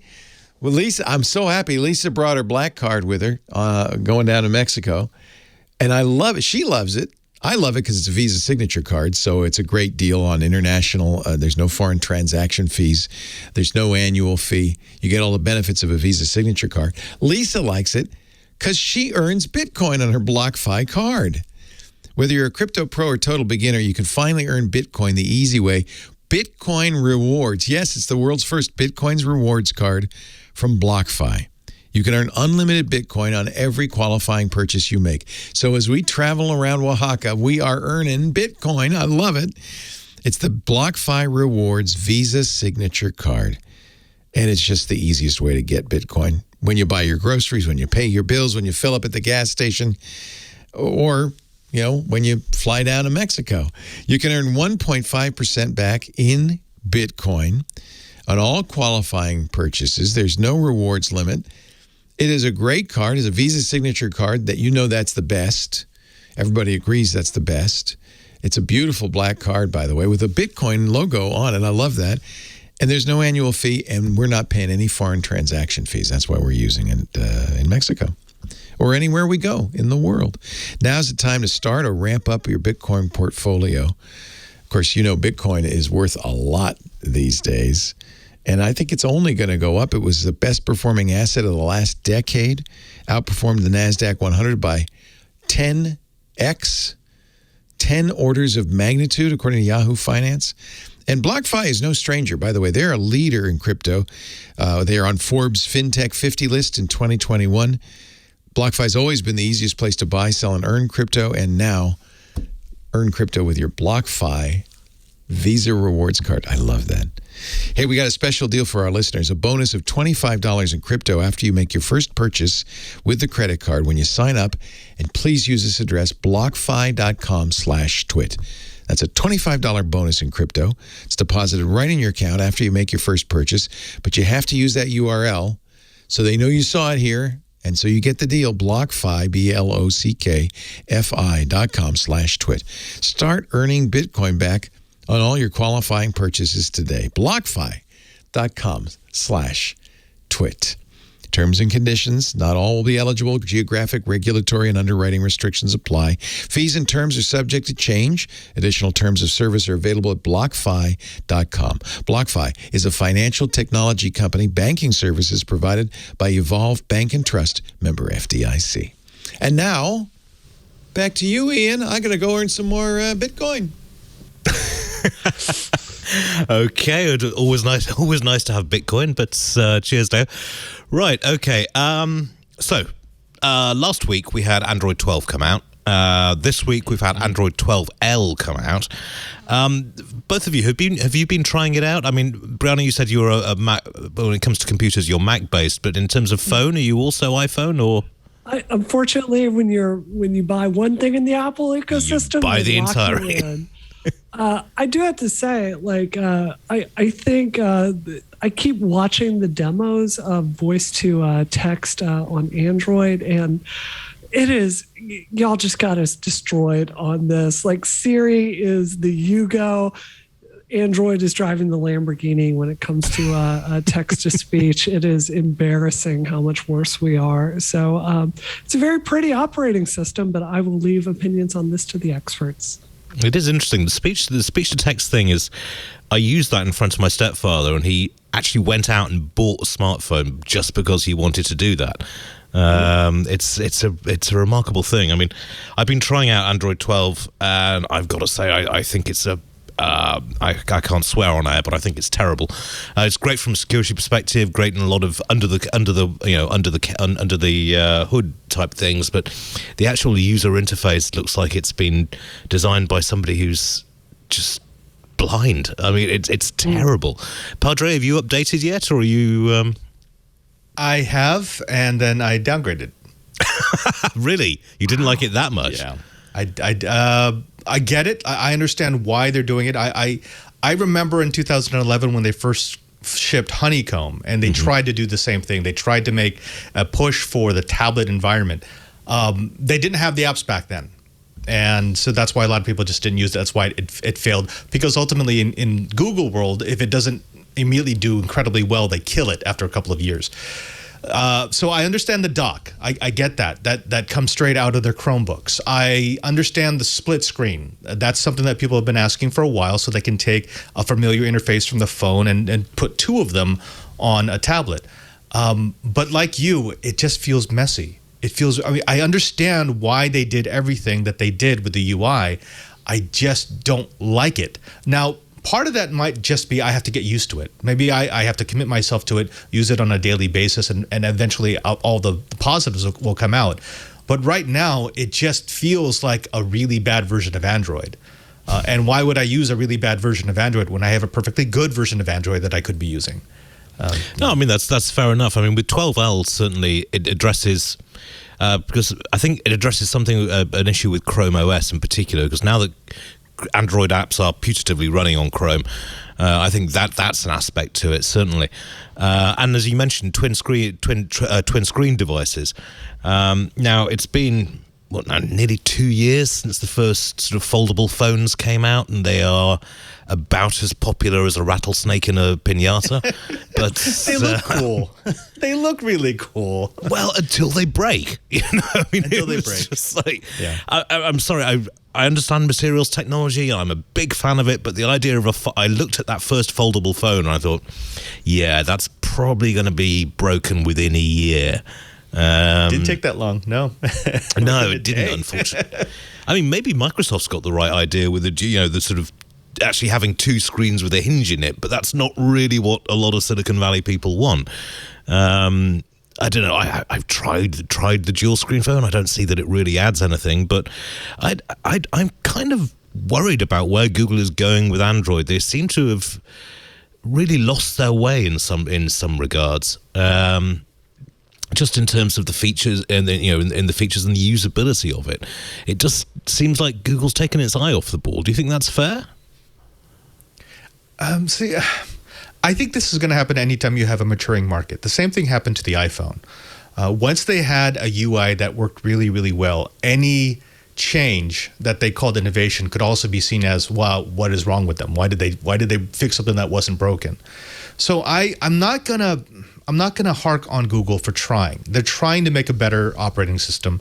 They're trying to include more features. They have made it more secure. They have added more hooks so developers have more things to connect to when they develop new applications and services for those products. But like you, I sometimes wonder, is there someone powerful behind the helm? Is there someone who's actually driving Android forward with a vision, or is it governance by committee? Because it kind of feels like governance by committee right now. It's a bunch of people saying, wouldn't it be cool if this and wouldn't it be cool if that, rather than, well, what do we want the end experience to be for the user? Let's design for that.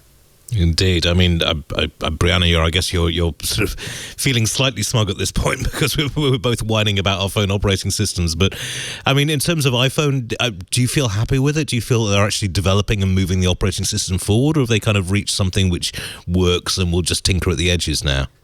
Yeah, I think it's more tinker at the edges, right? It's gotten so complicated, I think. Like, I think that normal people just don't notice a lot of the features that they bring out year after year. Looking back at Android, I just have to say I had such a different reaction, like not being an Android user, but looking at the screenshots of it.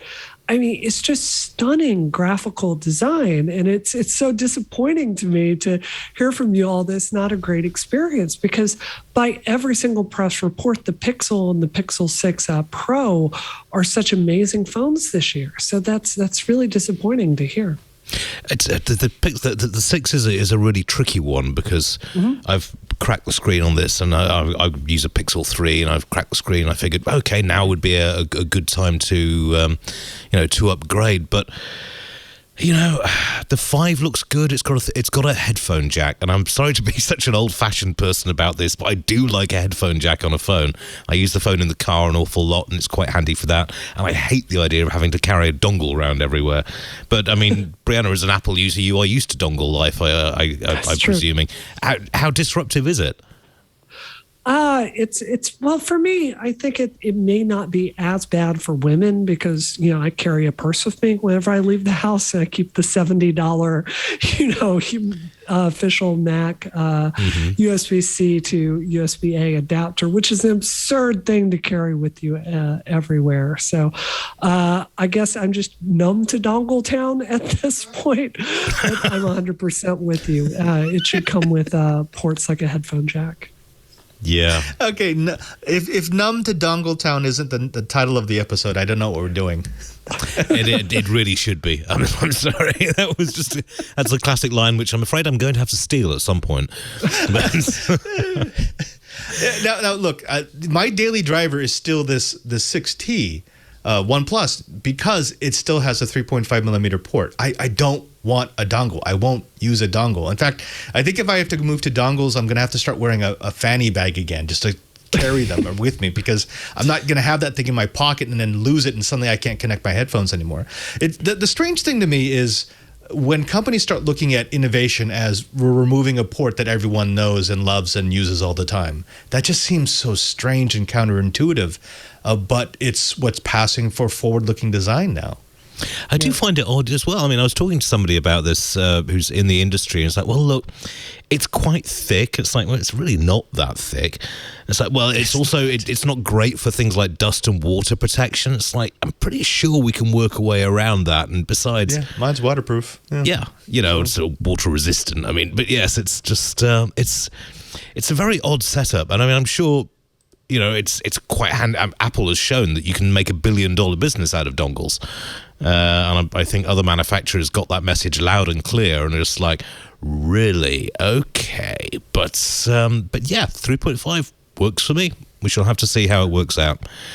Y'all are so much smarter than I am. I have like 7 pairs of AirPods because the batteries in them die so frequently, and then it'll hold like just a few minutes of a charge. And yeah, that's the thing that Apple design forces you to do, is to get involved in this $200 absurd headphone ecosystem. Really? So you're finding the batteries are dying that quickly? Oh, it's terrible.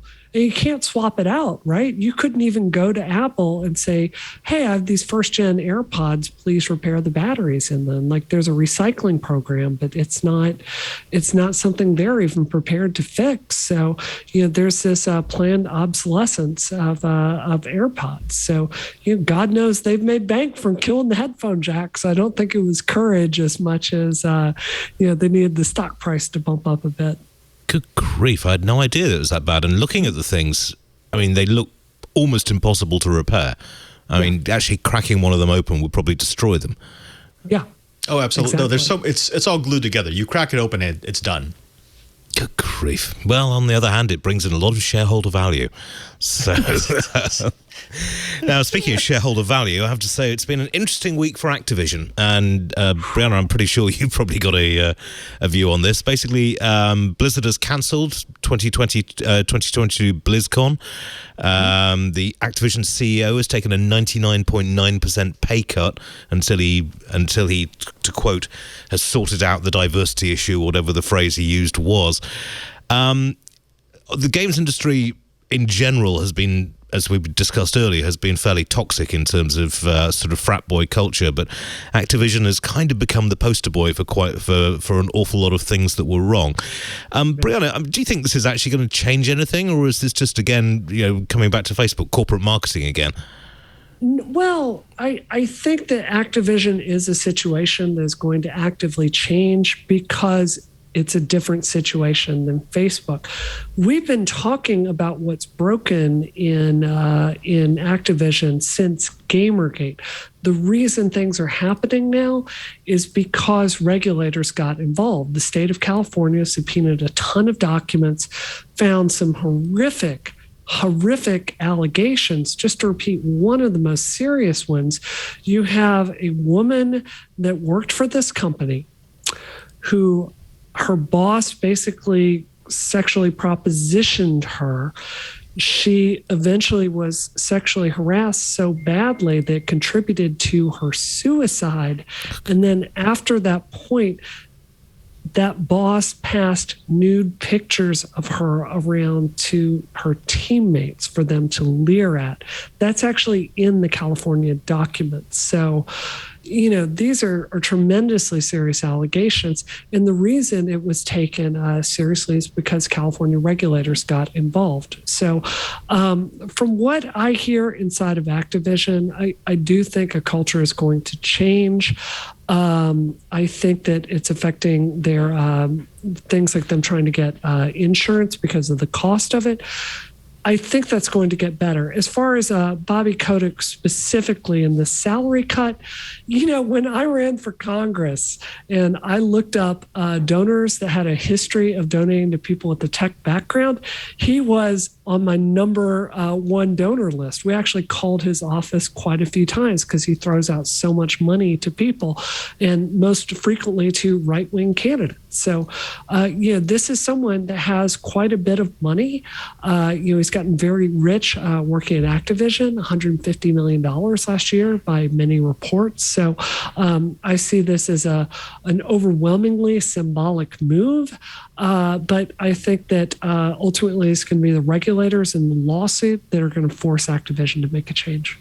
It's interesting. I mean, he said, I'm going down to a $68,000 a year salary. It's like, yeah, you were awarded over $150 million last year, right. So, you're not out shaking the cup. You could live on that for a while. I mean, Padre, it's easier for a rich man to enter the kingdom of heaven than, no, we're not going to go there. But what's your take on this?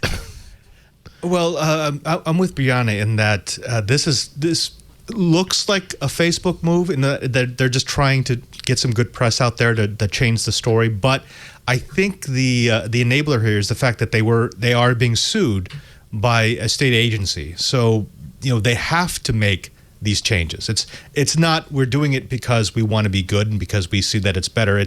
This is an existential crisis for Activision. I mean, if those suits were to grow and if it were to gain speed, it could really, really destroy the company. Now, I think the pay cut that is it's a PR thing, because no matter how much pay he makes, he's still going to get awarded through his options. That doesn't go away. That's not written away. So if the company does well, he still gets paid millions. What I'm looking at is I want to see on paper, what are the diversity steps that they're going to make? How are they going to handle diversity hiring? How are they going to handle complaints? Are they actually going to strengthen HR to be able to work for employees rather than HR protecting the company? Because that was the biggest problem that we saw in the legal saga, which was HR was only there to make sure that it didn't go any higher than it needed to, any complaint went higher than it needed to go, because that would affect the price of the stock. So if they can do that, if they can show on paper that they're making systematic changes, then I'll say yes, kudos to you, good job. Until then, I'm very skeptical. I've just been incredibly skeptical about everything this entire episode. I don't know why. Well, I don't think of it as skeptical. I think it's just a realist who hasn't been proved right yet. But no, it's an interesting point about HR. I do find, particularly with American companies, you kind of forget that HR, you are a resource. They're not on your side. This is all about keeping management out of jail or out of being sued. And it's a very weird thing. Somebody was saying no one ever grows up thinking, yes, I want to be an HR person. I wonder how people end up in it. But I don't know. Hopefully things will change with Activision. We shall see. 100%. If I could just say one more thing on this. I want to put into perspective why this story matters. Not just, there's obviously the ethics concern. I think no one out there, no matter how cynical you are, wants to see a situation like the one that happened with the woman that tragically died by suicide. I am of the opinion, and I feel very strongly about this, that we have a larger innovation crisis in the video game industry. And I feel that the quality of games that we are putting out there are so laden and so hampered with these mechanics like, daily login bonuses, pay to win mechanics, DLC, live subscription models. Ubisoft even this week had something, if you bought Far Cry 6 and didn't play it enough, they had the villain in that game emailing you at your personal email address saying, "Oh, thank you for leaving Yara in my capable hands. You couldn't stop me, blah, ha, ha." So I feel so strongly that we have an innovation crisis in our field. And I think part of that is, tragically, if you go and look at game studios, who are the people that make video games? I'm not trying to knock like straight white dudes here, but you're really, really oversampled at game studios. We had a major game studio announced this week. We're the only woman listed on the workplace ledger is the dog who is listed as the morale officer. And that is it's the norm in our industry, tragically. So it's not just, I think that when you only have people from a single perspective developing games, I think, unfortunately, you tend to see the same ideas and the same priorities happening again and again and again. And I think if we want our industry to be vibrant, if we want truly the best kind of games to come forward, if we want to have more interesting experiences than just Call of Duty every single year with slightly prettier graphics for the thousands of people you're murdering, I think it's really important that we are an industry where anyone qualified can come in the door and can do their best work. So I feel very strongly this isn't just about making Activision a safe working place. This is about making the game industry the very best version of that it can be, where everyone wins. People get to have safe careers, but you as a gamer get to play better games as well. Hopefully things will change. It's about, I'm not going to swear, but it's about time. We shall see.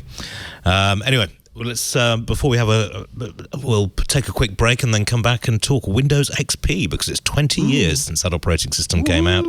Yes, I know, and it's still in use by far too many people. Anyway, before that, here's Leo. If you don't mind, Ian, I got one more ad before we wrap things up on this Week in Tech. And thank you so much for filling in for me. I really appreciate it. You're doing a bang-up job. Of course, Lisa and I are down in Mexico.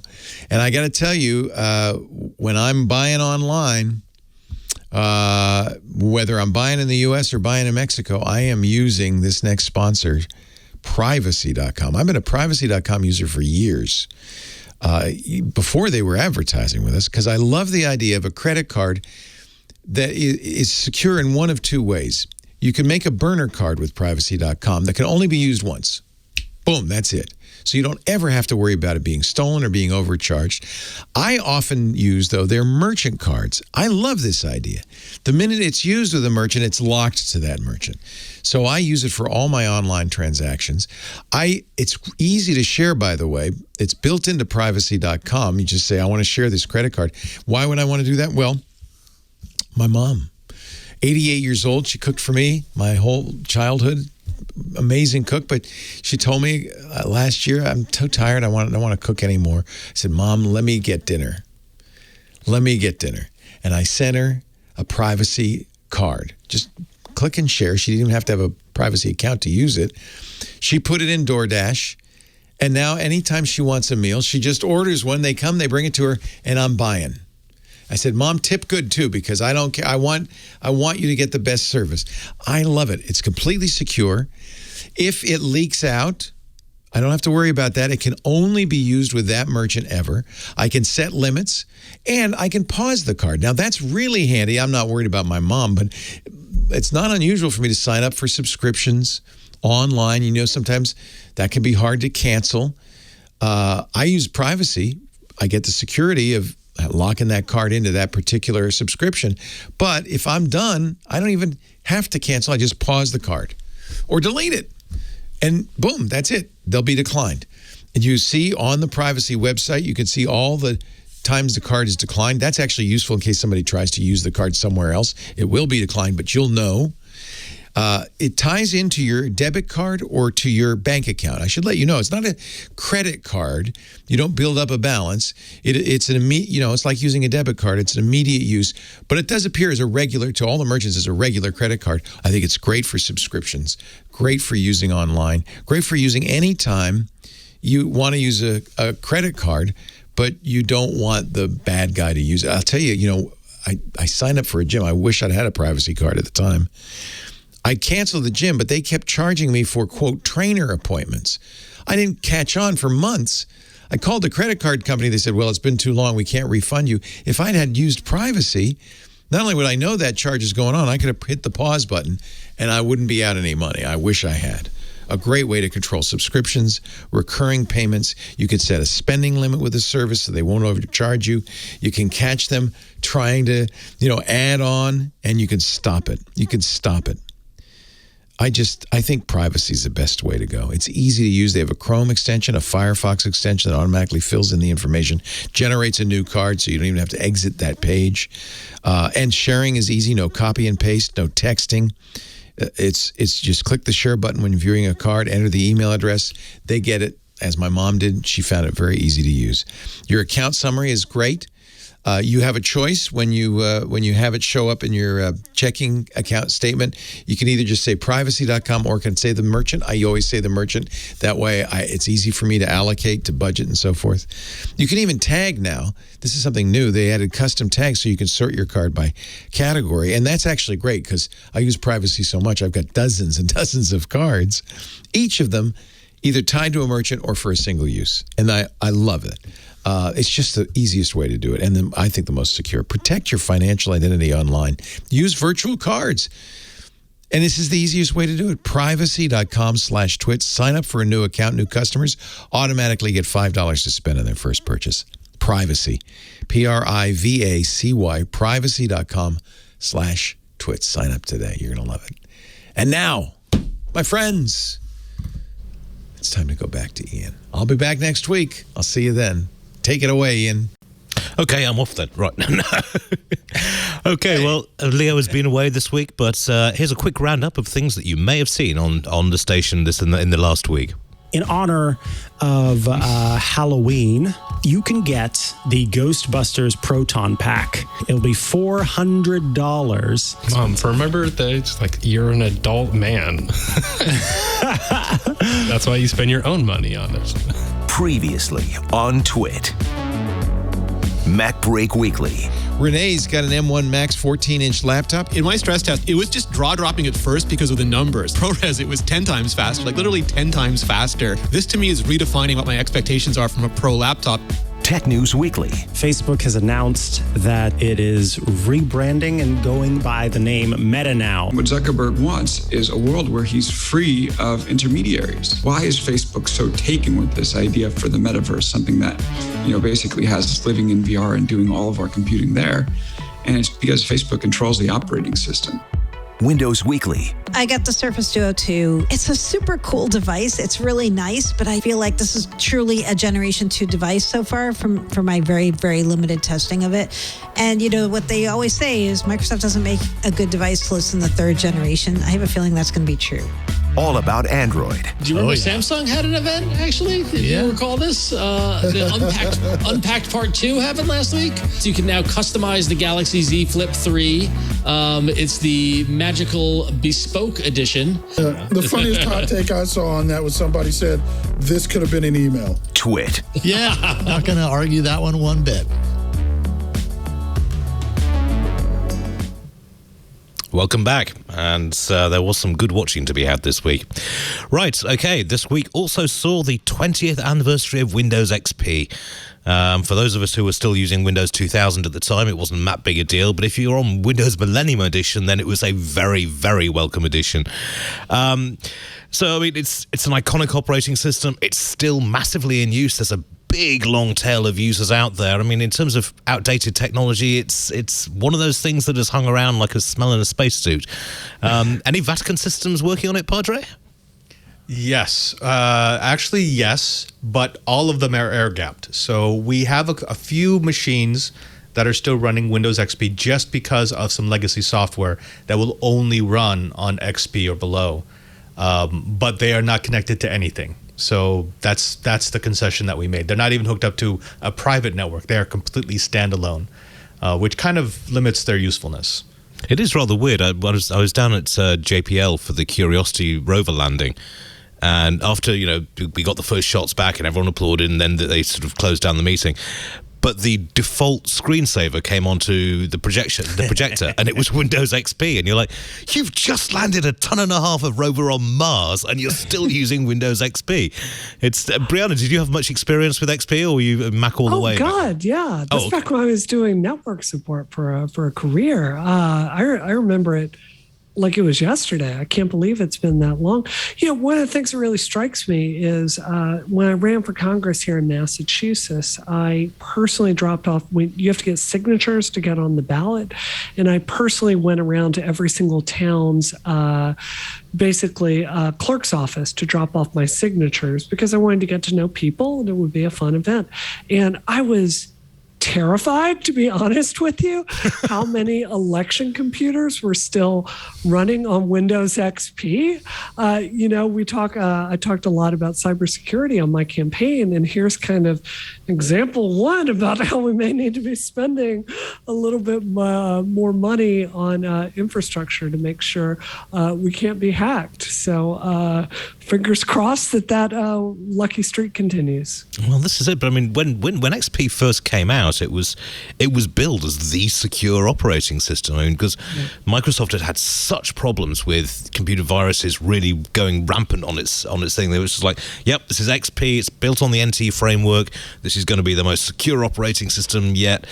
And I think people are hanging on to that a bit too long. It does seem, as you were saying, with the election machine stuff, the DEF CON voting hacking sessions, they were still running Windows CE on some of these machines. But why is it, Padre, that you think XP is still hanging around? Is it just the legacy software? It's just the legacy software, but remember, there were a couple of advantages to running XP. It was the first Windows OS that allowed for multi-monitor setups.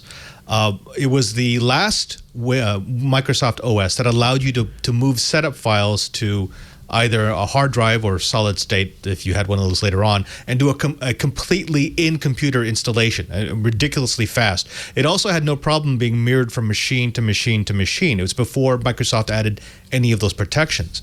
So as a whole, it is a fantastic testbed system. It is an operating system that I still use every once in a while. I will occasionally spin up an XP instance, put it on the internet, and see how quickly it gets owned and see what kind of new attacks the box experiences.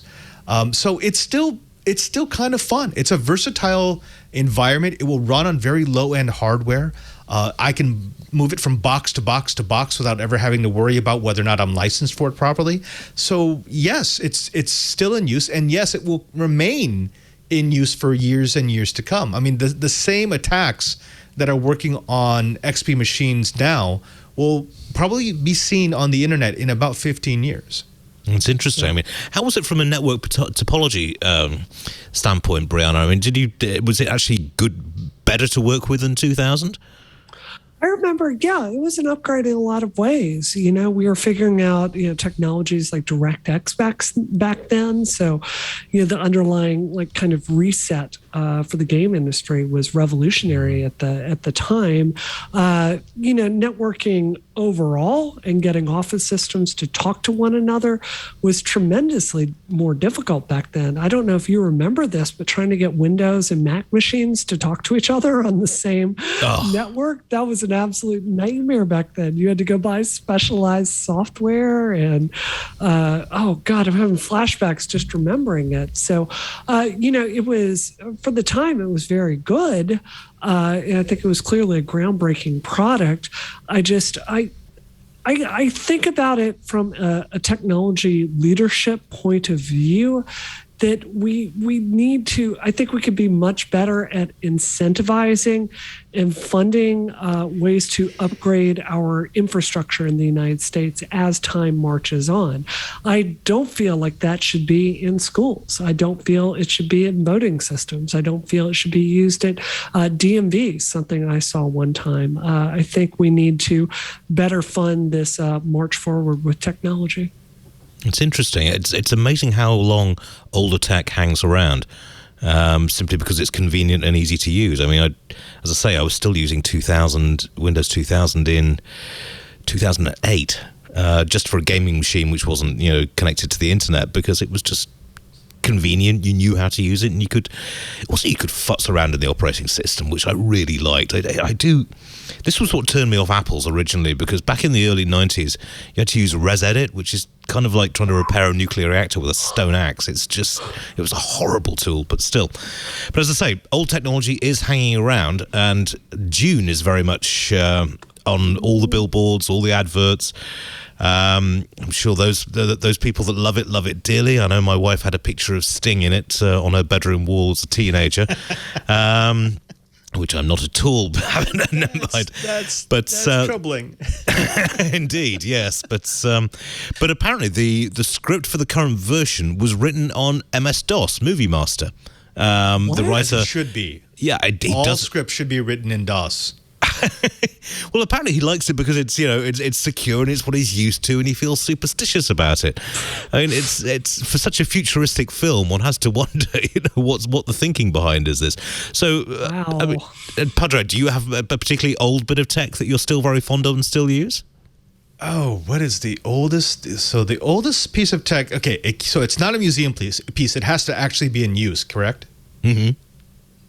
Okay, I have a HTC, an MDA. It is a Windows Pocket PC phone. Oh, wow. Pocket PC, I remember that. 2005, I think. Yeah. Okay, that beats... Yeah, that beats mine. I think it's 2008 is one of the oldest portable hard drives I've got. Brianna, you're obviously much more cutting edge than we are, but I mean, any old tech hanging around in Massachusetts? I love vintage stuff. I have I'm looking at right here, my Star Trek Next Generation pinball table. I spent so much money on that in university. Yeah, what year was that? Like 1993, I believe. That's old school. And, I'm a huge vintage gamer. So I have every single video game system ever created almost. And I play them all the time. So come on over to my house and we can play Teenage Mutant Ninja Turtles together. I may well take you up on that, although I gather I'd probably be whipped hollow, because is it true that you're still in the top 10 for the SNES platform? I unfortunately have been bumped down, but only because I'm focused on other games right now. Next time I come on Twit, I'm going to have my Tomb Raider 2013 run. My times on this you're doing a speed very run. Promising. I saw you doing a speed run, and you're getting some great times. Yeah. I'm figured out how to teleport through doors and sequence break the game. So a lot of fun. What's the time to beat? For that one, it's 1 hour. On console, it's 1 hour and 51 minutes. Good grief. When you consider how much time most people spend trying to learn that game, that's really quite stunning. I mean, any tips crazy. for the aspiring speedrunner? Oh, I'm sorry. Could you say that again? Oh, sorry. Have you got any tips for the aspiring speedrunner? I mean, what kind of things do you need to focus on? Pick a game that you really enjoy because you're going to be playing it a lot. And then go to speedrun.com, look at the top run for the game, and watch an entire playthrough. And then start learning the tricks about how you do that. So like for Tomb Raider, if you want to sequence break the game, you have to back up on a door, and then you have to get 51% of your geometry through the door. So you scramble backwards until Laura reaches a state where her hands are just twitching in the game. And then you scramble forward and press backwards simultaneously, and she'll roll through the geometry and be pushed out of it. So watch it and learn those tricks, and then just copy what other people have done. And what you'll find is if you then put more time into it than they do, you'll get in the top 10. Interesting. I mean, Padre, you're as a man of the cloth, you have obviously a very busy time, but any games you'd be tempted to speedrun through? No, but I do often twitch through doorways. That's just kind of how I do. It's a thing. It's got to be done. It's got to be done. But sadly, pardon me, the only game I have time for these days is Age of Empires, and doing a speedrun on that is still not very speedy at all. We shall have to see how it goes. Actually, while we're on the gaming front, there's interesting stuff going on with Stadia at the moment. Brianna, can you fill us in on this? Stadia was sort of pushed out there, and it's going to be the next big thing. It's going to be great, and then it just seems to have died away. What's going on with that? I haven't seen the story. You tell me. Oh, okay. I mean, basically, dead. My understanding is that Stadia's pivoting, which is never a good thing to hear. But they're going to become a sort of white label game streaming platform. But I do. The whole Stadia concept seems slightly optimistic, to say the least. You tried? It's not as crazy as you may think, though. One of the things that we've been doing a lot more on Nintendo Switch is, if you don't know, Switch is made on, I believe it's the Tegra architecture, whereas every other game in the industry is made on x86. And one of the ways they've gotten around Switch's complete lack of power is basically doing what Stadia does, doing cloud computing and having, a server compute everything and then stream it to your Switch. And those games have done remarkably well on Switch. So I could actually see that being a viable future for this. Maybe not on the big consoles, but for more constrained hardware, that could definitely work. Interesting. Okay. Have you tried it out, Padre? I have, and when I first played with it, I was actually impressed. A lot of the lagging issues that I thought were going to be a problem weren't a problem. It helped me through part of the pandemic because it was a fun device to play with. But the day after I received it, I already wrote the obituary for Stadia because I know Google, and they just don't have the attention span to make something like that work. The thing about running a game delivery service over the internet is you have to be constantly pushing and refreshing your catalog and bringing in new talent. And that's why they're making it a white label. They're making it a white label because they realize, oh, that's a lot of hard work. And that's a lot of continuing work. It's not just one project and then you're done and everyone loves it. It's, well, what are you going to do today and the next day and the next day? And Google does not do well with those types of products. Google is a set and forget company. They want to be able to do their product development, push it out there, and then just start cashing the checks. So Stadia was never going to be that. It's just not possible. I don't know if I agree with that, though, because I'm thinking through it. And, Google does, like, something they do very well is bringing, like, architecture and services. Like, I think there are very few people that would argue Google is not drastically better at services than, say, Apple is. And if you start thinking through all the possibilities for that kind of client-side rendering of things like this, I can really see an explosion of that. You may not know this. The game industry is really experiencing a shortage of talent right now because there are so many new players in our field. They're trying to gobble up as many game developers as they can. Netflix, for instance, has announced that they're going to make a very big push into games because they see experiences like Fortnite being a very big threat to their business model. Do you really think everyone that subscribes to Netflix is also going to have like a $2,000 PC with an RTX 3090 inside of it? I could see that kind of architecture having a very useful market for companies like that. So I'm not cynical about this. I think it makes sense. It's interesting because, we had the Intel releasing this week the Alder Lake, which they're saying is their fastest gaming chip ever and the rest of it. And there is, as you say, there is a huge market, or at least a very valuable market in terms of gaming PCs, and gamers are cutting edge when it comes to the hardware in general, which is why the Stadia idea never seemed to work. But I guess, they're going slightly wider. Then it does have that opportunity to maybe get out there. But let's face it, if you're a serious gamer, you're always going to want your own rig, surely.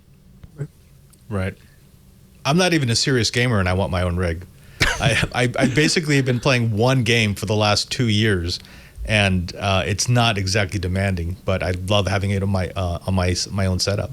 I used to love going around trade shows and seeing like the, gaming PCs with liquid cooling systems and the rest of it, and you're just like, I really want one, but I just can't justify the cost. It's the enduring story of technology, I believe. But yeah, okay, right. Well, we're going to wrap things up. But thank you very much to my guests, Brianna Wu and Padre. Marvelous to see you both as ever. And we've had a very good time of it, I hope. People may be slightly concerned that this is being done on a Saturday, but it's Halloween tomorrow. Parents are going to have to deal with hopped up sugar, kids hopped up on sugar, and I should imagine a wee bit of vomiting going on if people have overindulged, but still. So this is why it's on Saturday, but usually Leo is recording the show on Sunday between 12 p.m. and 2 p.m. and that'll be 2 p.m. and 5 p.m. On Sunday Pacific time, and you can watch in and of course come in live on the chat room on our Discord server. And one day when the virus is finally abated, we can reopen the studio and allow people to come in and watch the show as it was meant to be watched in person. And it really is always fun seeing people and seeing people actually come down and come into the studio. But those days will come again, I am quite sure. In the meantime, another twit is in the bag. Amazing. Doing the twit.